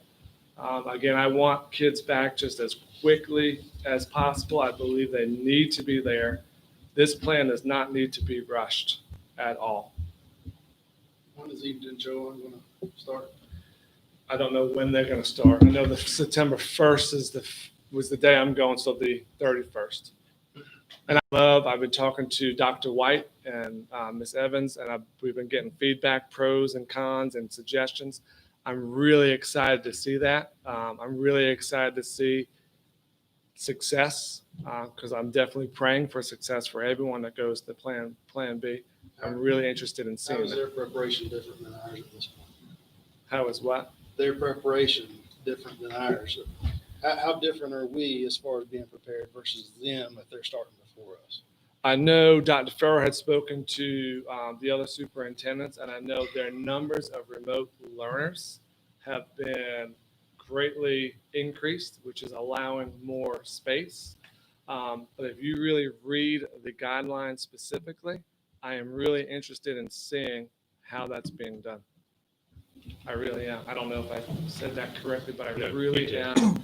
And I'm telling you, when it comes to, I want our academics of our students. I don't want our kids in kindergarten doing it remotely. I want them to be walking up with their backpacks, leaning to one side because their backpack's too heavy, taking pictures of the first day of school. I want that. Safety is my number one. And if I can't guarantee you the safety right now, even going through all of that, yes, I am concerned. I mean, we are faced with challenging or taking on a task that has crippled the country. And here we are looking at trying to make sure we follow all these guidelines for Grandy or for Plan B. The only thing that I would add about the school in Edenton is that when I spoke with the superintendent, he said that they had more classroom space than enrollment. So he had additional space, and that might be a factor as well, being able to provide for the social distancing pieces. What percentage of Grandy has opted for C? 100%. Can you help me with that, Ms. Anderson? Well, the number as of now is 185. However, I would like to say that we've had an influx of parents, as Ms. Lazar stated, who are wanting to move from B to C. And so they're really demanding that. And a lot of that is due to Success Academy, who's opened up an opportunity for 5 days a week of students to be able to go there to get their work done. So we were at 185. I have not moved any from B to C. I'm waiting for this meeting to see if we need to do that to accommodate our families. That's 185 out of how, what's the total? I believe the last time I looked was 530, but again, it's been 540. We were at 27% at the last meeting.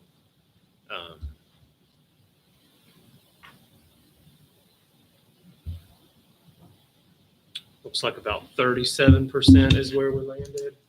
And if this week has been any indication, so we had a So we're getting deadline. closer to Chowan. I think they're close to like 46, right? So, or maybe they're 50-50. I'm not sure of their numbers, but this that's week, right. as Ms. Anderson was saying, we've had a number of parents reach out to ask, even though our deadline has passed, that they be allowed to move to choose Plan C. We have not done that at this point. That doesn't mean that we won't. We wanted to get through this meeting before we made any decisions about that. And as Ms. Anderson said, that a lot of that has to do, those students would remain our students, but they would go 100% remote. And a lot of that has to do with the fact that some community organizations have opened up opportunities for parents to be able to take their children to a site. And leave them there to work remotely and be supervised while the parent is able to go to work. So then if that opportunity becomes available to me prior to the deadline and I didn't complete the application, and now that opportunity is available, I might be inclined to call Ms. Anderson and say, hey, can you open the application back up? And that's what's happening. So not sure exactly where that would go. But we never said we never really did make a decision they couldn't go from B to C, right? It was just they couldn't go from C to B. Correct. So the way I understood it in our last meeting is we said if you take C, you cannot go to B. But if you were B, we never did say they couldn't go to C, did we? Yes, because we had to have a I thought deadline it was one because we were having to assign, like Mr. Lazard described, he had to assign teachers to strictly online. Otherwise, you end up with teachers teaching face-to-face and remote, and that's a really difficult task. So we set a deadline to submit the application so that we knew what real numbers we were looking at. We are very honestly having to rethink that though at this point. I mean, I think we should allow them to go from B to C. I can understand not C to B because you've made those accommodations. But I mean, I think we're going to ultimately have to let them. Because you can move a teacher. You can once you get a class full, otherwise you end up with class size law issues. And right now, the class size law is 18. So my first grade teachers that are doing remote may only have 12 or 15 kids in that room. Now it went from 18 to 20 or 21. When we do the average, it's 18. So now we're increasing our Plan B students because if they were not satisfied with Plan B or felt unsafe, now we have room to put to Plan C 100% remote, and then those numbers are going to go up. And then also talking with Edenton, their decision wasn't made at the last board meeting. Their decision was made previously. So they had a little bit more time. At the last meeting, we all came in thinking that we were definitely all going to be Plan C. We were Plan B, and then we changed to Plan C, and then. That was only 2 weeks, though. I mean, Governor Cooper only gave us 1 week or 2 weeks. So They really, I mean, nobody really had any time for any of this. I think what Cooper made his announcement like 2 weeks before our board meeting. Right? We did, but Dr. Banks is correct. We started out with a plan to go to Plan B. Yeah. And And as the we emergency started meeting. working on that, realized pretty quickly that there were a lot of the concerns that Mr. Lazard has shared with you tonight. And he and his team have done amazing work since the last board meeting to get through as much of it as they have. And obviously, there are still some concerns that and issues that need to be worked through. But Another thing, if we allow them to go from B to C, that actually makes implementing B easier. yes, there is no question about that. So it would make sense to allow that in my mind. Yes, and we discussed that, especially with the larger number of people asking to do that. It's one thing to say a deadline is passed when 3 or 4 people are asking, but if 30 or 40 people are asking, then you have to reconsider extending the deadline. And if they are moving to Plan C and that goes over 18, now I have to have a combination class in the regular Plan B because we're moving things around. So it's like a seesaw of, and there's some things that we didn't even think of that are popping up. I misunderstood that at our last board meeting. I thought that C was the lockdown. Like once you signed up for C, you had to stay with it. I thought we had mentioned that if you were B, that it would be possible to let them go back. We definitely cannot let students choose C and then go back. Oh yeah, definitely not. I think that's understood. I'd like to add, we didn't see an increase until this week, and that was after opportunities became available for families to have the 5 days for their students. Right. That's when we started to get phone calls. Prior to that, I hadn't received phone calls about families wanting to go from B to C. And that's a completely legitimate reason for them to allow them to switch too. The struggle that I have with that is I haven't been able to talk to the people in charge of that program yet. I am attempting to do that. What concerns me is I know the space where they're having these daytime students there. And I'm not sure how they're going to follow the governor's orders. Apparently daycares don't have to. There's a different law It's for not a- pre-K than it is for K-12. But it's not a daycare. But the virus doesn't change, kids don't change. I mean, it's just, I get it. Yeah, I mean, daycares don't have to follow it. They're basing our students, it's not, they're not under pre-K. They should be having to follow the same things we are. But they don't. is it common practice for health departments to inspect the school? To inspect the school. When I spoke to Edenton and their plan, they said they want them to come out because we want to make sure that if for any reason, when we're doing the symptom room and they're there, yep, this is the protocol. You don't have to close the school down. Because what I don't want, if we're under that plan B, we're doing things wrong and they shut everything down. I want to make sure that when we're doing it, the school is continuing to run and we're identifying this and we're sending those ones home quickly, whether it be at the door or once they have that symptom, our nurses are coming with that suit. We're addressing that one. They weren't even going to be in the building. They were going to be outside. So I'm telling you, we have not, and that's another thing we talked about at the cabinet meeting, that we are not stopping the planning and momentum of getting to Plan B. I mean, I want them back under things that we can control, and there's a lot that I can't control. There's a long list. That was a laundry list of uncontrollables. Right.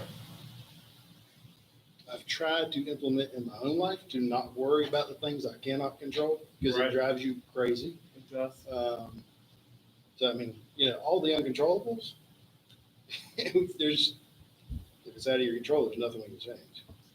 I would agree with that, but when it impacts the safety and one of the board members says, Lazar, that's your school, I concentrate on everything that I can control and make sure that I'm planned and we have a plan, and uncontrollables scare me. So when it is Mr. Lazar's school, they're going to ask me the questions. I want to make sure, no, we had this in place, or no, we didn't have this in place. Well, then why'd you open? That's not going to be an answer I will ever give. I didn't have it in place. So It's important for parents to understand too, if they're concerned, to go with Plan C and not. Right. Which is another reason to allow them to go from B to C. Because there is a lot that we can't control. No amount of time is going to fix some of those uncontrollables. There's no amount of time. It's not going to change Yeah. in 9 weeks or. And some of the restrictions he's got on us that apparently daycares don't have to abide by for whatever reason. I mean, it's over the top what the public schools, the requirements he put on us that he doesn't put on similar institutions. Private schools don't have to do it. I don't know what the difference is. And you're absolutely right about that. I agree with you 100%. But what private schools and daycares and any other facility will face when they have COVID positive cases in their facilities, the health department will shut them down. Whether they have to follow the governor's guidelines or not, if the health department says close it down, they have to close it down. If I could use some of those things, such as someone has a symptom, they go to the director's office, they call home and they go. Nope, I got to take them to a isolation room. We got to get suited up. Like, it's different. And there's no mask and they're sharing food and they're going with it. Teachers have to wear a mask, but if I had those guidelines, we'd probably be able to cross out some of those things. But right now I'm stuck. What's scary about an isolation room too is that if you have a child that has a fever of 102, you put them in the isolation room, they go to the doctor and they have an ear infection, not COVID, but you put them in a room. But what if there are 5 other students with a fever of 103 and they have COVID? And so Right. now you've exposed a child with an ear infection. And with that, with the exposure, we were going to make sure, even if they were exposed, that we met the guidelines. Because if we meet the guidelines of them wearing a mask in the space and the dividers, even though they were exposed, they do not even have to be at home because we met the guidelines of their mask and the dividers. So, because that was my first thought too, like, why am I going to put this? But we could safely put up to 6 in there, and then then we have to go back and clean and do that. But we did. Where are you planning to It's the old trailers. If you know, if you're walking down the kindergarten hall, that reading garden, there's a trailer right there. It's that one there. Is there a sink and water and stuff in there? There's going to be sanitation stations like all the products that we have, but no. And the bathroom is going to be right by the gym. Is going to be would have been just for those that are exposed, so no one else was going to use the bathrooms by the gym.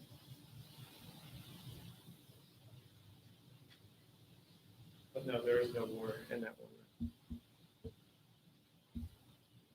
Any other questions?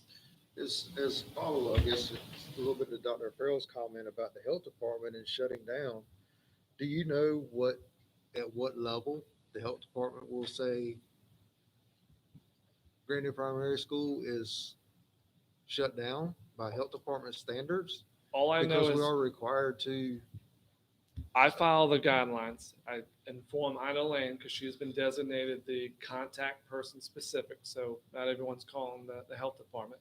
And then she will tell them what happened. Here's the scenario. And then their decision will be made. We'd be at the mercy of their decision based on what actually happened and how many. Maybe it's just a class. Maybe it's a grade level. Maybe it's the whole, I don't know. But she's our direct contact. We have to report it. And then they make the decision for us. We're out of that decision.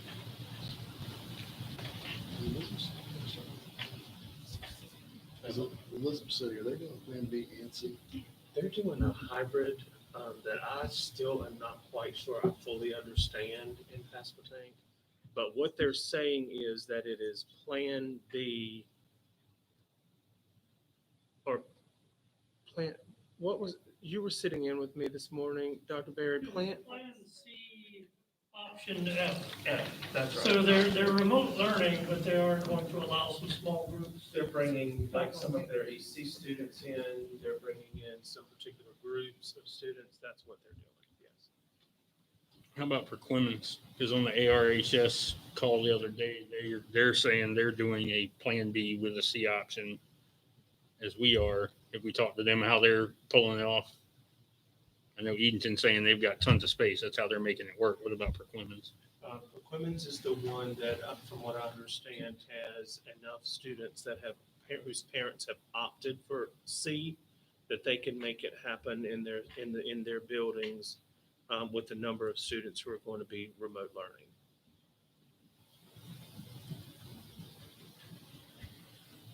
If it was a space issue, I think we had mentioned last time about using part of CIS, some space there to help distribute some of that. Is that? We also know, because we're allowing our staff to come in, our CIS staff to come in, they're going to be using their classrooms as far as remote learning. They're going to be using that, which I think is great. Instead of being on a couch or in a kitchen, you have that background of that school. So we are going to be using two. Ms. Robinson and I were already working on CIS and GPS coming back. We have established some common areas, but their teachers are going to be in their room as well.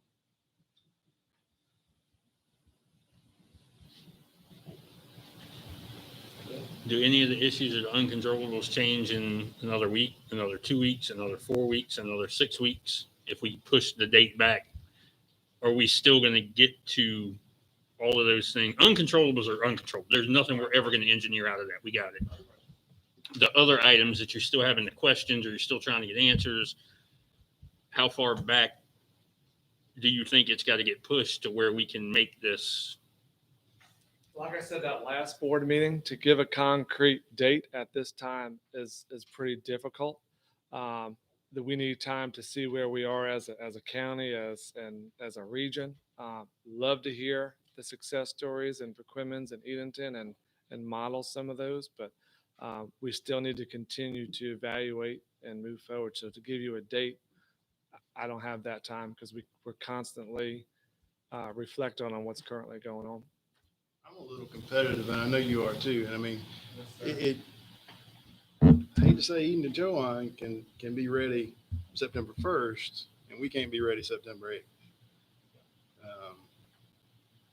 I mean, if we're 37% with students going under Plan C, that brings us pretty close to their ratio. Sometimes when a team shows up to a field to play, doesn't mean they win.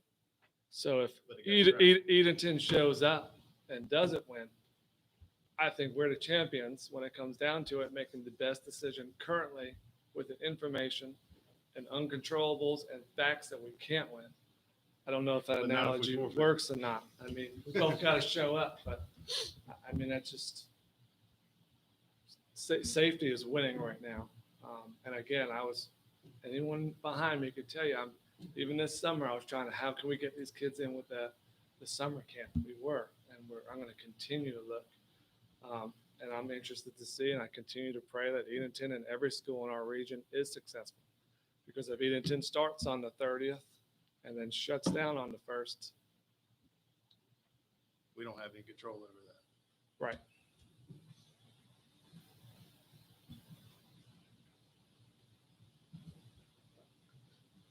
You know how many schools have opened up already? All of Georgia opened up, right? I know that they had one school closed. I mean, how many schools is that out of 1,000, 10,000? Do we know? I'm just curious of what, I know there's been 2 cases. I've seen that too, but is that out of 100 schools, 1,000 schools, 10,000 schools? So the news is changing every minute, it seems. And so, this morning was the last time I checked the news, and I just clicked on it in my office. And at that time, there were, in the places where schools have opened, there were, a couple thousand people who were quarantined from schools. But I don't know the number of schools compared to the number that have opened. And I will say this, that in the news today, I think that what we would probably hear is about the ones that closed and not about the ones that stayed open. Right, that's what I'm saying. The media is going to focus. The media is going to focus, on the worst case. They won't ever report that. They won't say, "Oh yeah, we've had 2 schools closed." That's all they're going to say. They're not going to say out of 20,000 schools that opened. I did that research and I couldn't find anything out there. All I could find is the remote and folks going to private schools. I did try to find. I'm really concerned with your second column there too. I've had a lot of phone calls, a lot of texts, a lot of emails from parents. Absolutely. That they're looking at Grandy as a semblance of hope. That there's a light at the end of this tunnel. I agree. And, they were really happy. That we're going to try that. I hate to pull that out from under them. Because there have been a lot of comments like, look, if remote is my only option, I'm pulling my kid out and I'm doing this virtual academy. And I don't want to have to be here next month looking at, what positions we got to cut. And I think we've already been wish-washy enough. We've gone from plan B to plan C to plan B. And now I feel like we're trying to get pulled back into plan C again and go back to the same thing. Now, 9 weeks from now, 6 months from now, still going to be the same scenarios. There's still going to be the hypotheticals. A lot of uncontrollables. And there could be some restrictions lifted that could help make it more manageable. Where's that resolution stand? Oh, yes, sir. It has been sent in. The county also adopted it at their last commissioners meeting and sent it in as well. And I know that Currituck County, I spoke with their superintendent. They adopted the exact same resolution at their board meeting, and I'm assuming that has been sent as well. We have not heard anything back, but it was sent right after our meeting. That would help some people lax up on some of those ridiculous restrictions that are in there, and some of them are absolutely over the top ridiculous. This is just tough.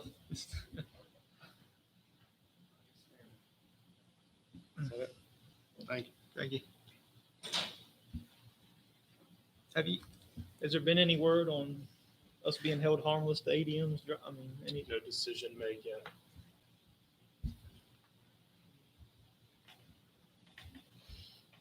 And where do we stand on that right now? As far as what have we lost? Right now, we have not lost anything. We were projected, whatever our projected enrollment was. Are you asking how many students we've lost? Yeah, I'm hearing some. I've gotten calls saying I'm pulling my kid out. Just want to let you know. We are down about 100 students, 100. give or take. Oh, yeah. That's where we were the last time that I got numbers, which was maybe late last week.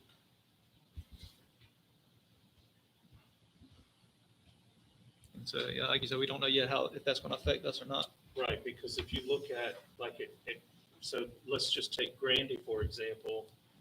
If Grandy lost 100 students, we'd lose 5 teaching positions. Right. You know, if you think about it on average at 25, let's use that, then we'd lose 4 in Camden County schools. But there's no decision, and there is lots of discussion about it, but no decisions as to whether or not we'll be held harmless for ADM. I know people are really pushing for that, but that means, in a way, providing that or giving us 4 teaching positions that we don't really need. So, I mean, a lot of this is, I'm sure some may like what they're doing, but I think some of this is temporary from the parents that I've talked to. Oh, It's sure. just they just don't want to do remote That's right. through the public school system or for whatever reason. I think some of the students. Some of them going to will private also because they can do whatever they come want at the private. But back At some point, I do Yeah. think some of them will come back yeah, I think they'll come back. because our parents generally are happy with our school system. Yeah. They just want the in-person. So some of them are doing the private schools, which are allowing that.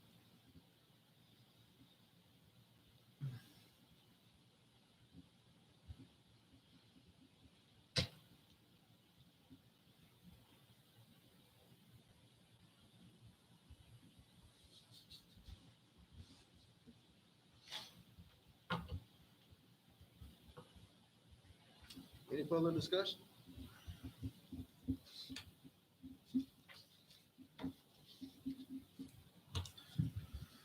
All right, Mr. Larry Lawrence to discuss the summer maintenance projects.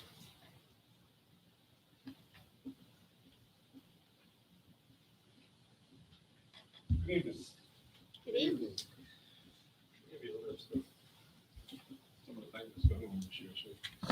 Thank you.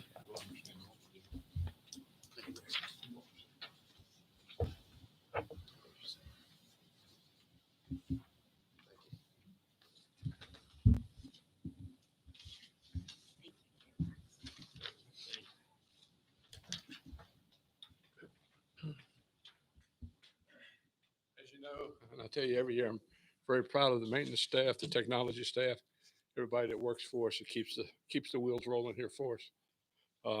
I'll just go over a few of the highlights for you. In the ice machines, and normally every year we've done all the air filters in the school system this year so far. Everything there.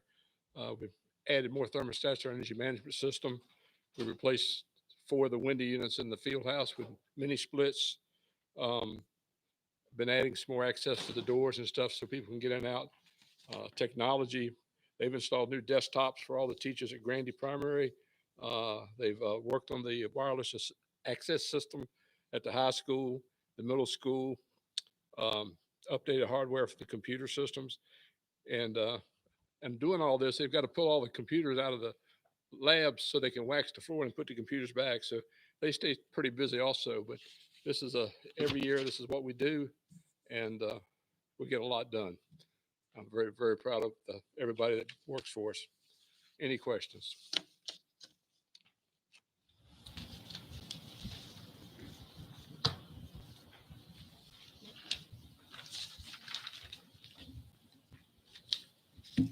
Thank you, Mr. Lawrence. Thank you. Thank you. Thank you.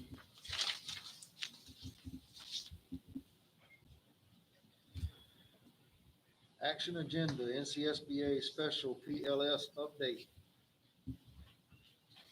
I'll take this one. The Department of Education back in May adopted new Title IX regulations for sexual harassment.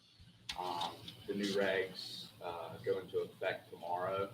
So the School Boards Association, July 28th, issued a PLS update. Typically, as y'all know, you table your policies for 30 days until the next meeting.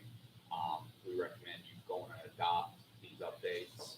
So we need a motion to suspend policy 2420 as allowed by policy 2450.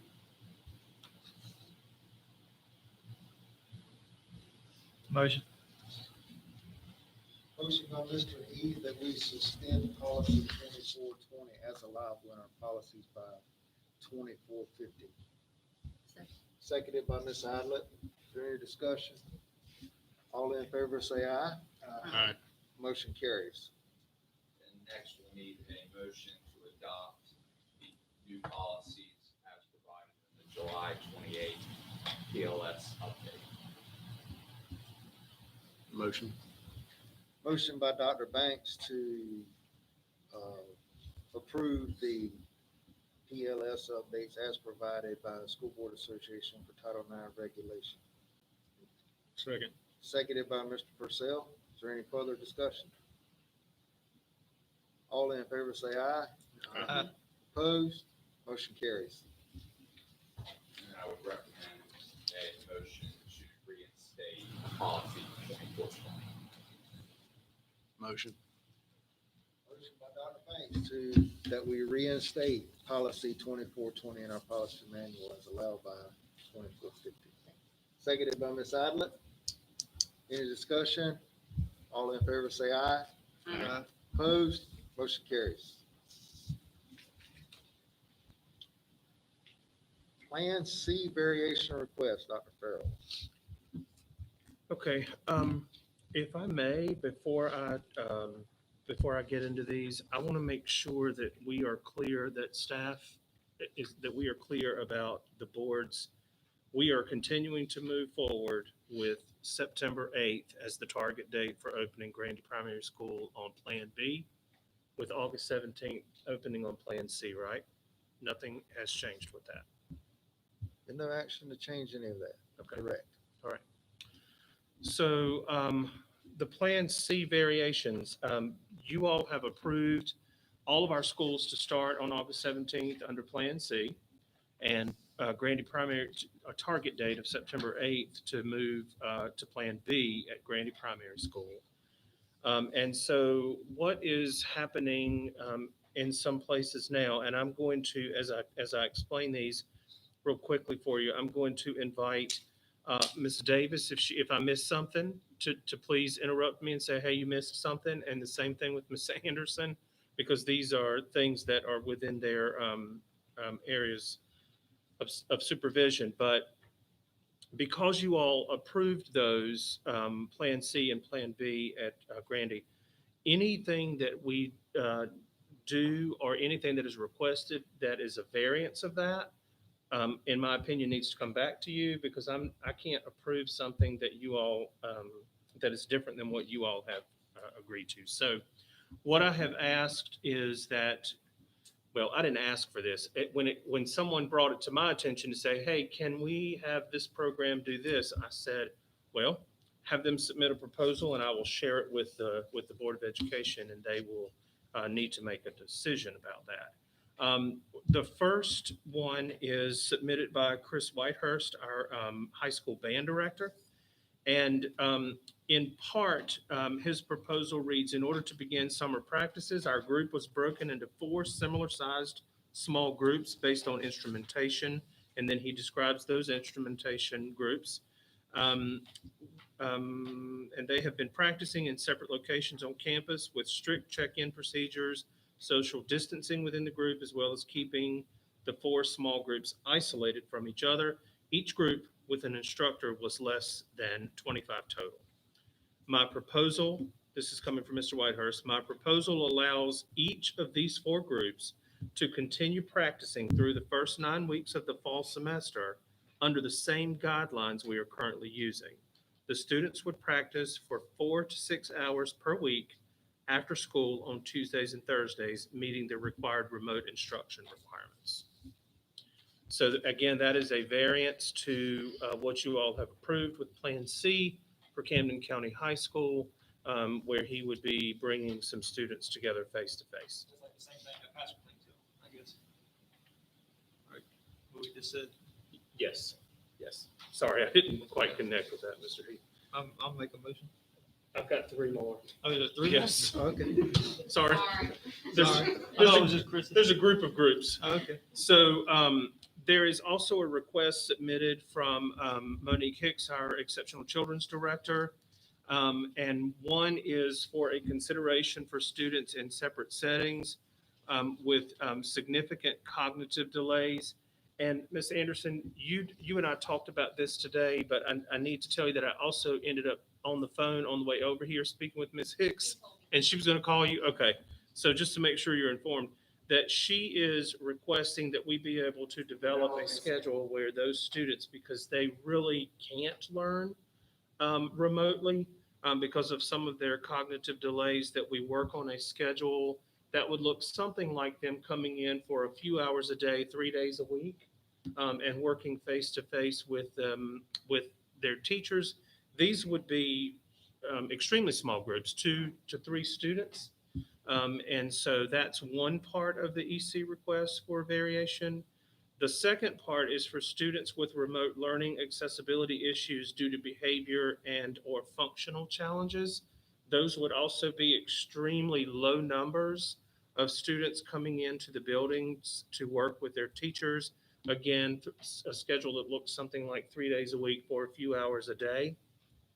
And then finally, under the EC variation request, um, for all of our EC students or students with IEPs and so forth, she is requesting that they be able to have individual or small group progress monitoring sessions where, and she, when I asked her how, I immediately went to how often and how long and all that. And she said they'd really have to work with the teachers to build a schedule for that based on the support needed by individual students in those areas. A third one is submitted by Captain Keith with the JLP program. And this one might be where I might need you to interrupt me, Ms. Davis, because I've read this one several times and I'm not completely clear, but I'm going to attempt this. So he apparently divides his group, the JLP students, into 2 companies, Alpha and Bravo. And what he is requesting is that each company will meet once per week for lab for the first 9 weeks. Each week, Alpha Company will attend lab on Tuesday and Bravo Company will attend lab on Thursday. And then he goes on to describe that leadership evaluations will be conducted every 2 weeks. The participation will now constitute 2 full in-person days and 1 remote activity per 2-week grading period. Does that sound right? Yes, sir. Okay. He has a schedule and he has the groups, and it's small groups that are the 10 or less within the building and things like that. And using outdoor rotations as much as possible, but of course, if students are here on a bad weather day, they would have to do something different. So that's Captain Keith's proposal. And then the final one is submitted by David Miller, who is our CTE fire technology and public safety instructor. And he says, in part, due to restrictions by the North Carolina Office of the State Fire Marshal, State Fire Marshal cannot provide any certification training that is not of a face-to-face nature. And so his proposal is the groups to meet with small groups throughout the week.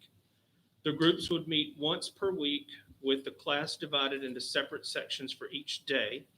The groups could meet in his classroom here at the high school, where social distancing of the desks to accommodate him, the teacher, and 7 students has already been put in place. We are also able to meet in the training room at the South Camden Volunteer Fire Department and social distance there. At this time, I am unable to provide the number of students that their room will accommodate, but he says that he will make sure that is social distancing rules are followed. The groups would also be able to meet at the South Camden Volunteer Fire Department to learn, practice, and test the skills and abilities required in the program. The fire department is allowing him to use not only their equipment for this program, but also the training room and the apparatus bay. The apparatus bay consists of an area of 4 parking garages that are 2 vehicles deep, and he goes on to describe all that, the size of the area and how large it is, and to provide for substantial social distancing. And he says with a group of 7 or less, I would only need to meet with each group once a week to facilitate their instruction in the knowledge, skills, and abilities necessary to receive the appropriate certification. And so that is a CTE program that is still new to us, still relatively new to us. And without him being able to do that, he says he will not be able to certify those students. So those are 4 requests for variations to your approved Plan C. Are we gonna have to like approve every little small group that pops up, or can we give you the ability to approve as long as they're meeting all the recommendations of Plan B, social distancing and all that? So you don't have to wait for us every time. Let's say another little, someone decides they need to meet with like 4 or 5 people for a robot class, or I don't know, I guess. As long as they're meeting the guidelines, the same, you know, us allowing them to do that, can we give you that? I think so, unless, You can delegate the authority, it's just, I mean, as long as they're meeting the guidelines of Plan B. it's just Dr. Farrell won't to have that authority or does he Oh, want yeah. to, be I'm able not to- sure he does. Bring it back to the board first. I do hear Mr. Heath on the time. We won't be together again until mid-September. And so if something else comes up, where are we with that? I would be okay with something that looks like me sending it information-wise to the board and then getting kind of a poll vote on it, if that's Okay. acceptable. Yeah, that sounds fine. A couple quick questions I would on the leave ones you that have been directly to presented. For the EC, bringing them to the school, I understand completely why it's needed. Have we discussed with transportation to make sure? She's not gotten that far. Okay. She wanted to see what tonight would hold first. But And- she's already thought about that, so that's gonna be next on her list if you guys approve that tonight. Okay. And same for fire. I know there's some freshmen and sophomore that are in the fire class. If they've got to get over there, have we thought of transportation if mom can't get them there, dad can't get them there? Well, as far as that, when the programs I've talked to, it would be voluntary, so it wouldn't be held against them if they couldn't make it because we wouldn't, require transportation to do that. As far as getting them, like if they were able to get here and then needed to go over there, Mr. Miller has his bus license and we have a small bus here, so we could get them there.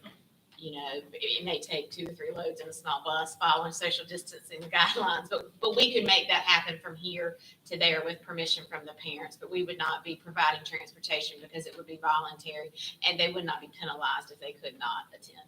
That's all. Just want to make sure if we're going to offer it, that they've got, everybody's, got a way to make it happen for them. That's all. And our transportation director is not here tonight, and I don't want to speak for him, but I know that in my last conversation with him, we were all brainstorming and looking for things for our drivers to be able, to do to keep them employed with us while all of this is going on. And so I'm sure that he would be as flexible as needed to try to find someone who would drive the students if necessary. Make a motion to, should we, So how many more do you think are going to come? I would say, should we make a motion to approve these or just make a motion to give him the ability to run with them? I have no idea.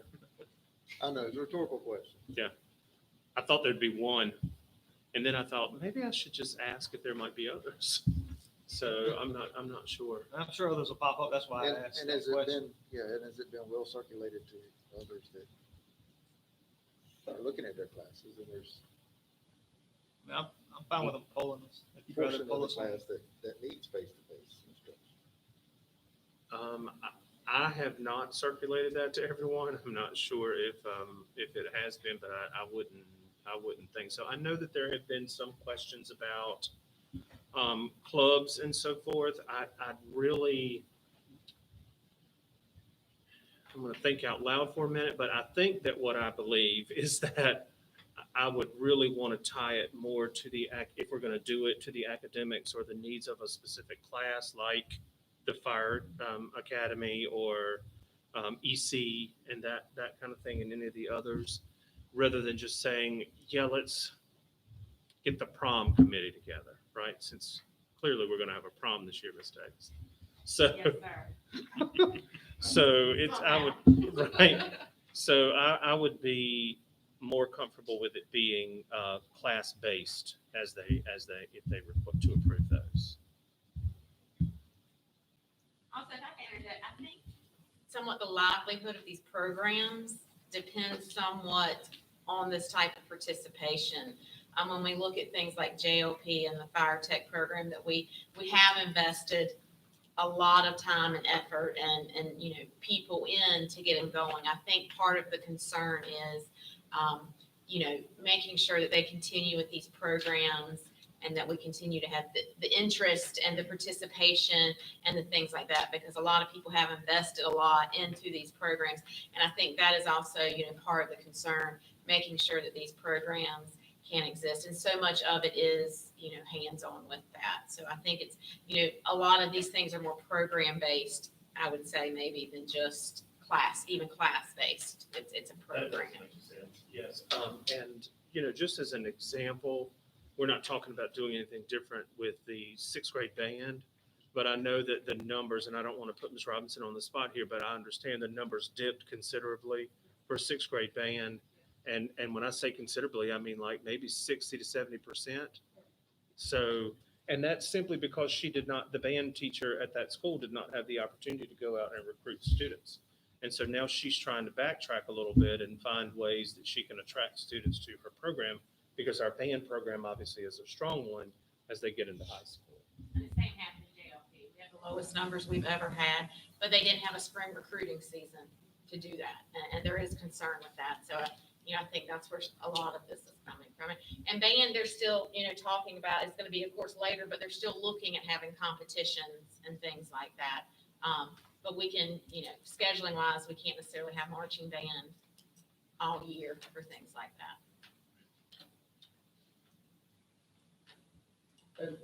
Some of the ones that are presented here tonight, there were some others that I thought would have been on the list too. That's why I asked. Well, and there might be after these are approved. So again, I did not circulate it. I do not know if principals did. What I would, if I had to guess, I would say that there will be a few more.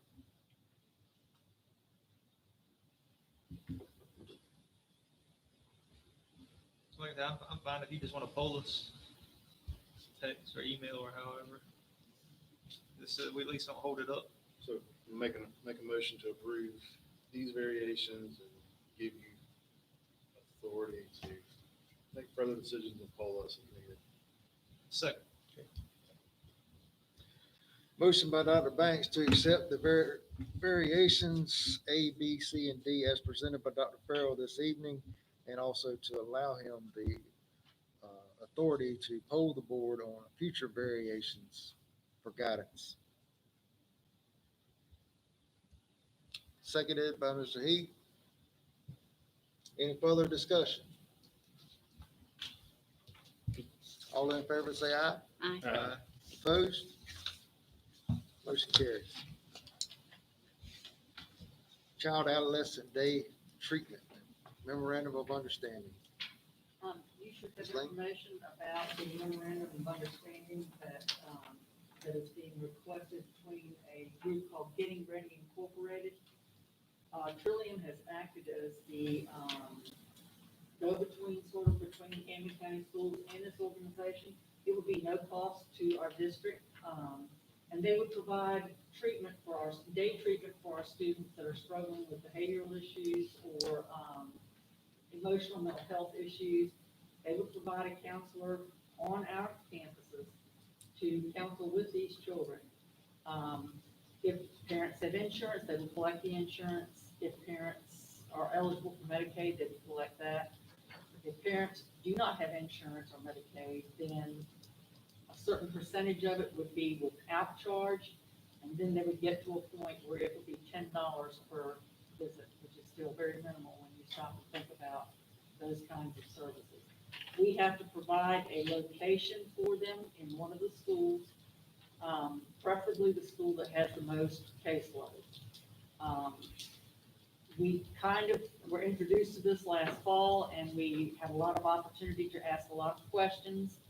And I think it's a good opportunity because we don't have, as a district, any help with our children who have issues and struggle with things like mental health issues. So, and I like the MOU because it can be terminated by either party with a 30-day notice, so it's not something that we're gonna obligate ourselves to, that we can't get back out of if it's not working. Everything that I have heard from this company though has been positive, so, and however, I have not talked to any other districts that have partnered with them. We would be probably the first in the area. But to me, it's good because we've tried with Pride, we've tried to have others that have come in and it just doesn't work out. So I'm hoping that this will be a substantial way for our children to get some assistance. Do they say anything about insurances that had like a high copay? Or insurances that had a high copay, you know, for a specialist, not. maybe, you know, like for a Did child not. that might need counseling every week or. Did not say anything about that, and I did not think to ask about That's that. okay. That's okay. Wonder if they had any grant funding that could help pick that up. That might be something we need to look into.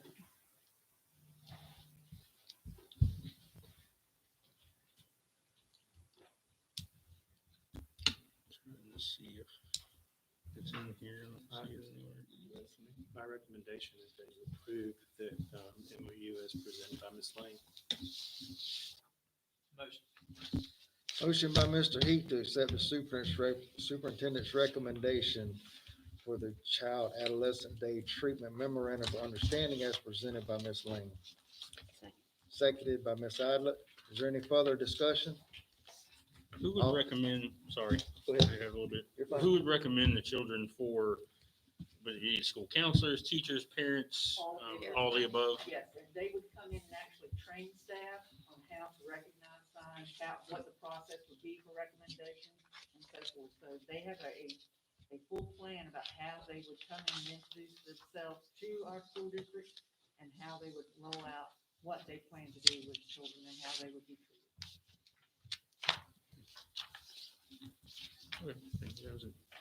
Any further discussion? All in favor of the motion, say aye. Aye. Opposed? Motion carries. Thank you, Ms. Lane. Dr. Farrell, you have an item for fundraiser approval? Yes, usually at the August meeting, you all approve the fundraisers for the year. We are not quite ready to do that just yet, but we do have, and we have a plan to bring that back to you in September. But we do have some that need to be approved tonight. And one of those is the virtual booster-thon at CIS. And then there is a letter campaign, a readathon, a fun run, and bingo night at Grandy. But all of those dates are still to be determined as to when they would happen. And so those are the ones that I'm bringing to you tonight, asking for approval.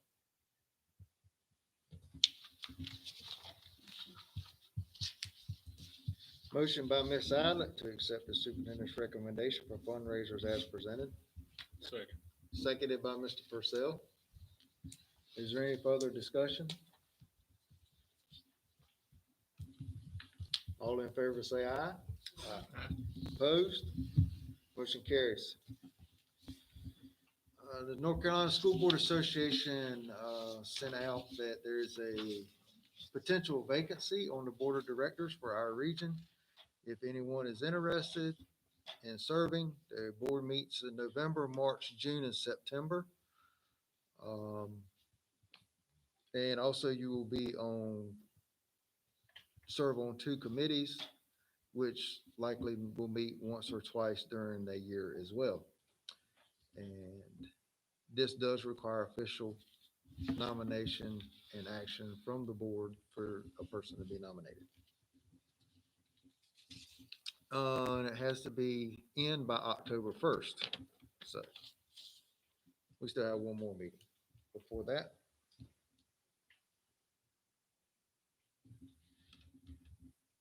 So if you want to think on it, we'll put it on the agenda for the next meeting as well.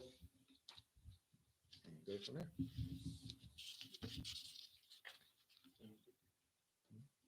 All right, sounds good. Superintendent's recommendation from closed session, employment of personnel. My recommendation is that you approve the personnel report as presented by Dr. Berry in closed session. Motion by Ms. Abbott to accept the superintendent's recommendation for employment as presented by Dr. Berry in closed session.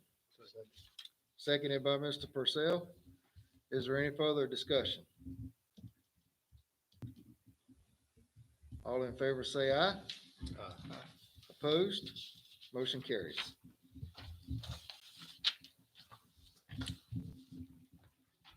Announcements. We have a special call board meeting scheduled for Thursday, September 17th, here in the Camden County High School Media Center. I believe it's at 6 o'clock. That's Dr. a 6 Farrell? p.m. Yes, sir. That is to discuss the school bond referendum. The NCSBA is still having their annual conference November 5th through November the 7th. Does anybody have any other business or future agenda items they would like to see added? I have a question. Okay. Mr. Lazar, are you asking us to postpone September the 8th? I cannot ask that, I don't believe. I'm just telling you the facts of.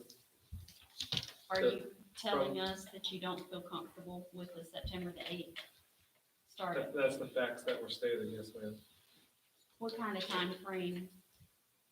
I honestly don't know. I would need more time. Everything changes as we move forward. But I am very concerned about the September 8th that we were rushing to make things. I would like to have it set and then move forward, but there's still things that are not set. Well, initially, September the 8th was a target date, right? Yes, ma'am.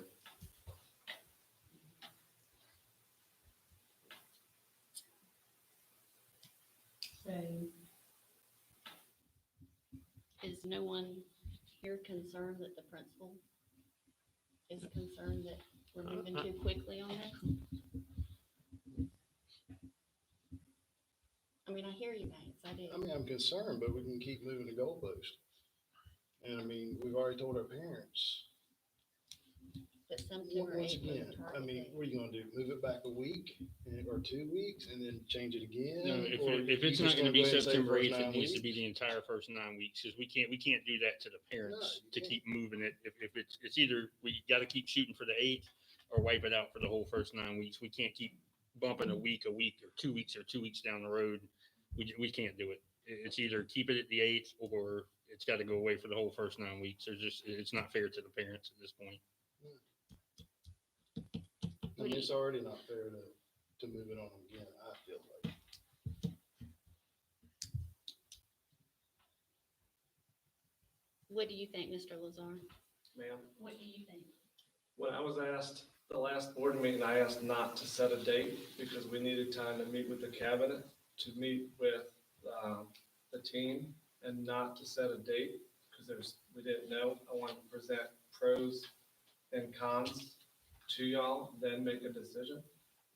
But I'm more concerned about the things that may happen, and the parents may see, wow, we started this September 8th and this happened.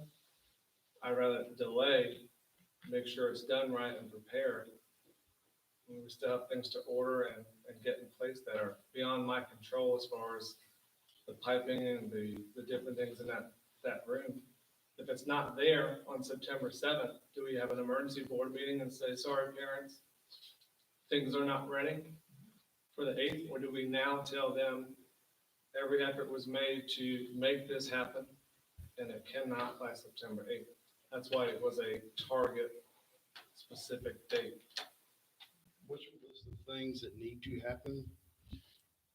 Well, one is to create more of that list of things that needs to be done, but that room, isolation room, is critical. The nurse is coming up with more protocols, specifically when those symptoms come.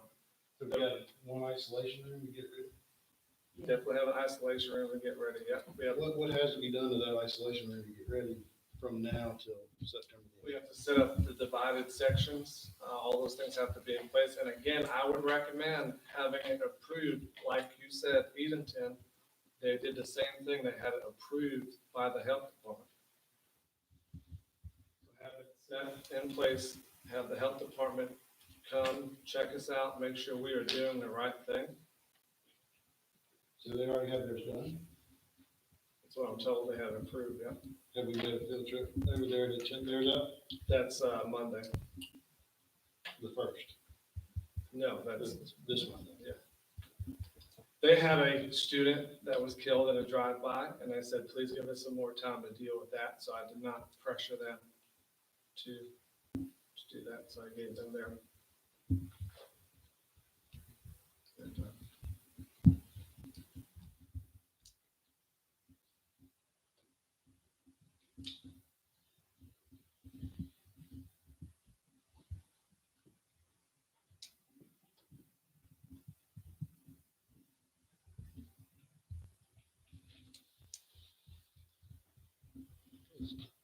It's an all or nothing proposition.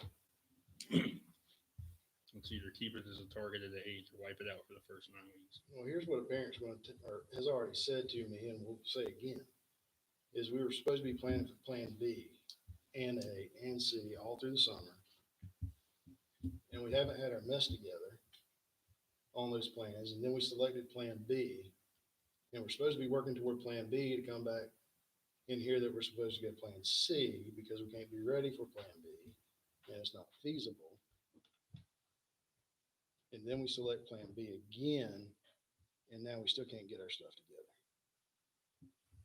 Well, So isn't it how that we much can't time get is the enough stuff time? together because we can't meet the regulations? I don't know. I mean, Isn't that Somehow it? some We of can't us get will our do it, stuff you know. together because we cannot meet the regulations that have been set by the government. And we still need to determine who's the buses, who's not the buses. Those questions are still there to have, we don't even know how many people are on the buses. We don't know how many buses drivers that we need. All that stuff still needs to be rolling.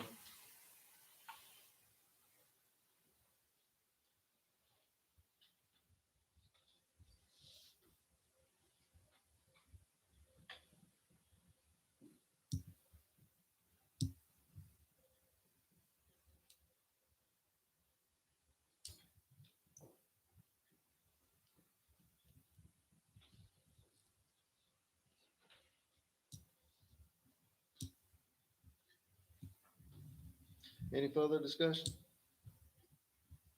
Dr. Farrell, Yes, sir. you've met with the entire reentry team for the county, for his school. I'm sorry, I keep calling it your school. It's not, it's our school, and we're going to eat the brunt of whatever's decided. And I didn't mean to make you uncomfortable last week when I said it. When people think it's Grandy, they think Mr. Lazar and Ms. Byram, because y'all two are that dynamic up there. You've met with the entire, across the board, full spectrum, the other principals to help Mr. Lazar at Grandy. What is your take as the superintendent? Well, my recommendation was, is, and will be to start all 5 of our schools on Plan C for the first 9 weeks of the school year. That has not changed. Now, have I been willing to work and get as many resources as needed for the Grandy team that, again, has worked very, very hard to resolve some of the issues and questions that we've had? Absolutely. And if it's the decision of this board tonight to continue on that path, we are going to continue on that path and do everything we can to make that successful. Some of those questions are unanswerable. And I have, in addition to working with our people here, I have also had lots of conversations with my colleagues out there in other districts. And I would not dare call those districts names here tonight, but I'm not confident that those districts have all answered those questions either. And the one thing that I have said to a number of people is, I know that this virus has caused lots of different viewpoints. I have my own. Everyone in this room probably has theirs. Here's what I'm not willing to do. I'm not willing to make a recommendation that could even possibly result in the death of one of our staff members or one of our students. And I just don't think we're ready. And I really am not sure that we can put a timeline on when we can be ready. And I do hate that, that any parent, and some of them have said this to me as well, Dr. Banks, that you had all summer and you've not done anything. Well, that's just not true.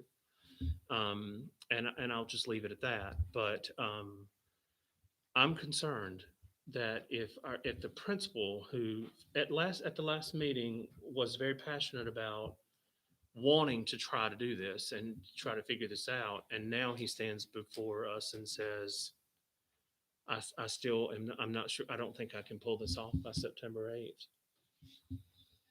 I don't know if that's more than you were asking for, but that's just where I am with it. That's exactly what I was asking for. And part of it goes to the personal side of it, as knowing Mr. Lazar. Exactly what you just said. Out of everybody who was up here this 2 meetings ago when we first originally started with the Plan B, I watched him in the back and we were discussing bringing GPS back, and K through 3 was a little less susceptible, and he was nodding his head and he was grinning and he was with it 100%. I sat there and I watched him in the corner back there doing it. And he's not there anymore. And that's what is making me have some second thoughts now. It's not because I think anything's going to be any different in 9 to 12 weeks. I think the other districts who haven't answered the questions are just willing to jump in and say, let's do it and see what happens. It's a big risk to take. It's a huge risk to take. But watching Mr. Lazar and seeing him, and he's shaking his head again because he knows what I'm talking about from that meeting 2 weeks ago. He was ear to ear grinning, thinking that we were going to give him a shot to get his kids back in the Grandy. And he's not there anymore at all. That concerns me, I think, more than anything right now is the number one person who was trying to move forward with getting K3 back is just not there and doesn't think it's going to happen safely. I've had the same conversation with parents that Dr. Banks has had, that Sissy's had, that you've had, Dr. Farrell. I'm sure every one of us have probably gotten from some of the same parents on both sides of the spectrum. I'm pulling my kids out. We're going to Khan Academy or wherever. If I have to go virtual, I don't want public school. If you make our kids have to go back, I'm pulling them out because I'm not safe with them going back. There's still no easy decision on this for anybody.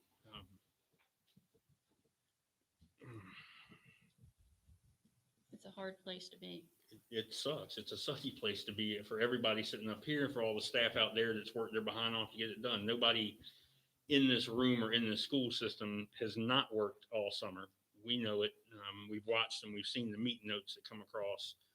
They've been working as hard as they can. The goalposts kept getting changed.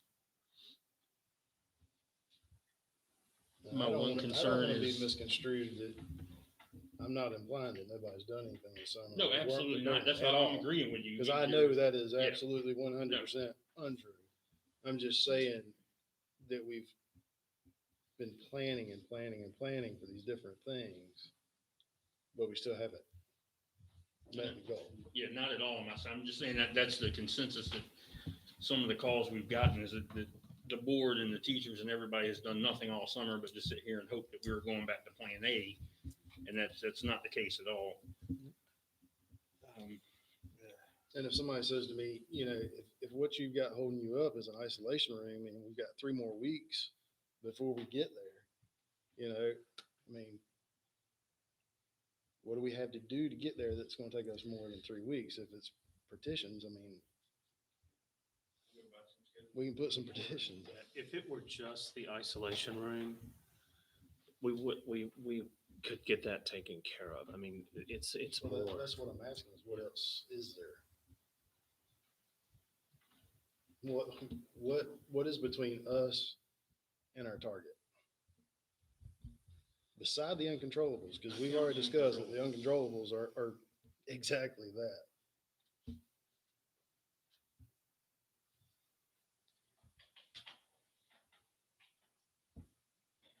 think the 6 feet, you all said it, the restrictions that are made are unachievable. Every one of you said that. So write that in there, stop the conversation.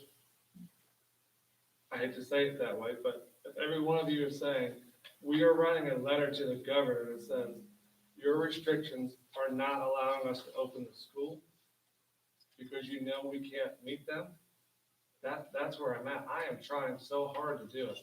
And if you tell me to do it, we will. But there are a lot of other things from opening that are gonna come out than just this room that we're trying to fill as far as the. But the thing stacking against us also is like 50% of the school districts in the state are going B, right? I know like the whole western part of the state. 33%. Is it 33%? I know the whole western part of the state was like, they're all doing it. The western, B or C? B, I guess. I guess it was the western part of the state. It was 33%? It was 66% that was Plan C, right? Okay. I was just remembering that map when Cooper popped up there, like the whole western part of the state somehow could do it. I don't know. I know on the east it was more sparse.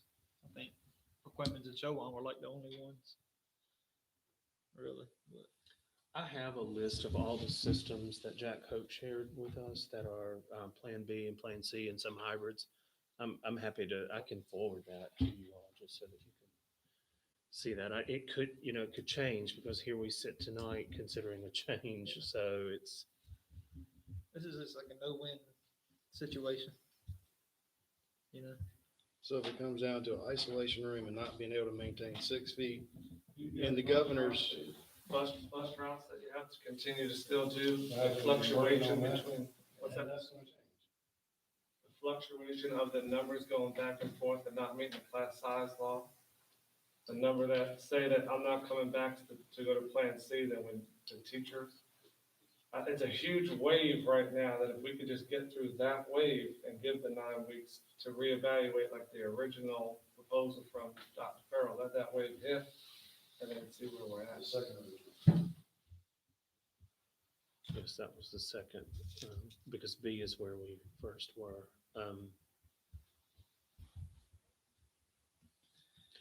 I do think that Mr. Heath is right, what he was saying earlier in the night too. If we open back up the option for parents to go 100% remote, even if we are all on Plan C, because we do have some parents who've applied for Plan C in schools that are on Plan C. So, you could get another, 100 students or more go to that, which would make a lot of these things that Mr. Lazar and his team are grappling with more attainable. And I also look at the staff I am the voice for. Basically, 50% now don't want to come back. And they're very nervous about having that responsibility. 50% of the people that you represent at the school board right now don't want to come back. 25% of my staff is scared and fearful of Plan B. I know the logistics, we still could work on those, and I can promise you it's not going to stop this ball rolling. I said it today during the meeting we had. There's no way we stop getting all these things in place. 50% of my staff do not feel comfortable opening this building.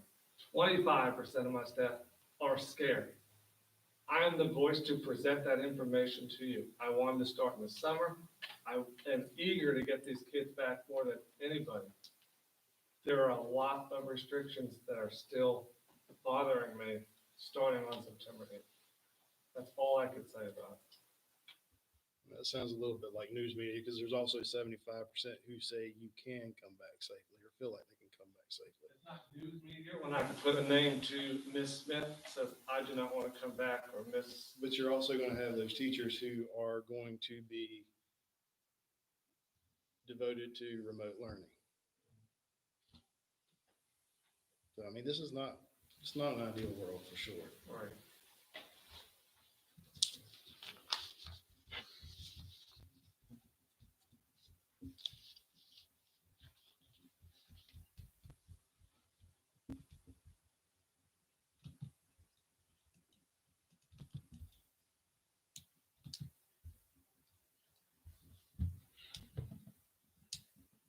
Could you hit those numbers again, Mr. Lazar? Could you go over those numbers again?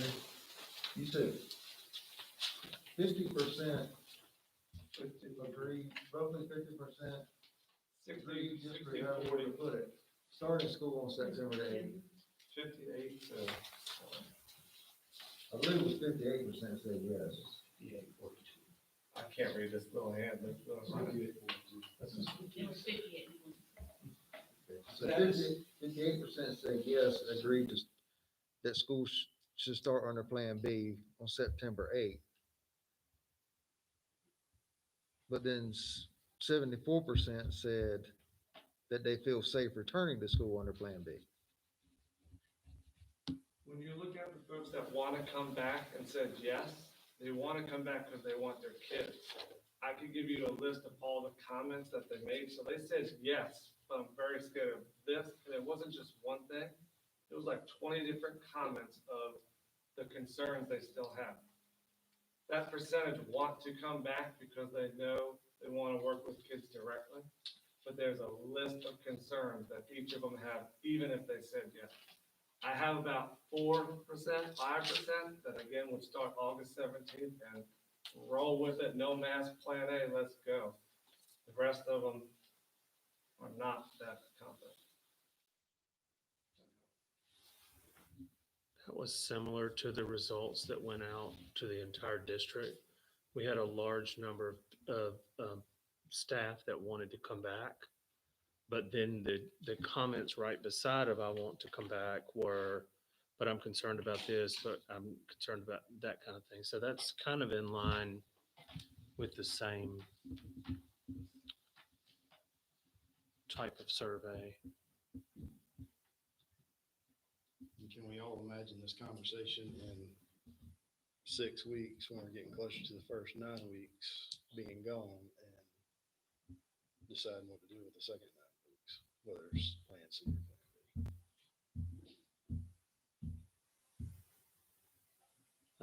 Plan B? Yeah, I think that will be a real conversation. That will happen. It'll be this times 10 or 100. Yeah, we talk about K-12, every grade.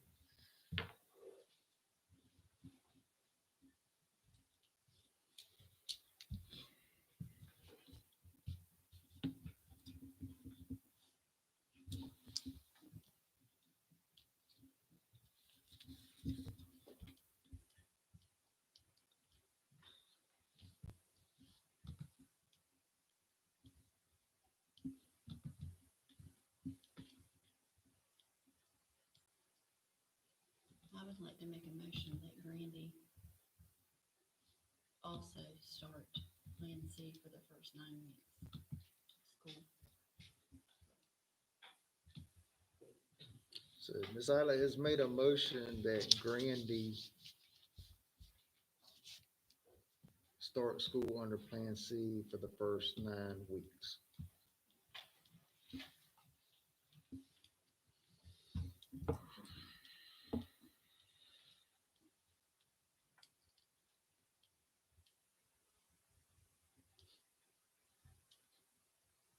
If I second it to put it to a vote, do I have to vote for it?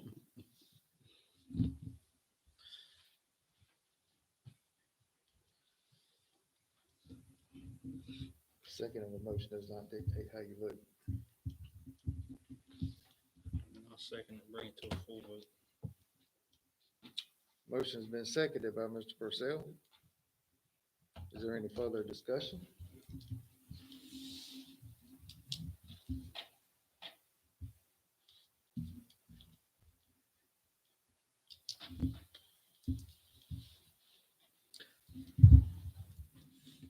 All in favor say aye. Aye. Aye. Can't get past Mr. Lazar, his change. Opposed? No. No. Up to you, Chris.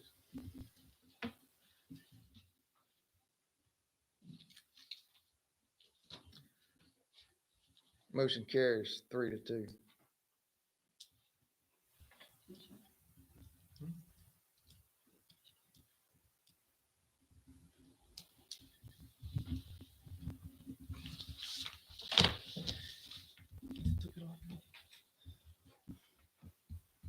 Make a motion to adjourn. Motion by Dr. Banks to adjourn, Second. seconded by Mr. Heath. All in favor, say aye. Aye. Opposed? Motion carries. We are adjourned.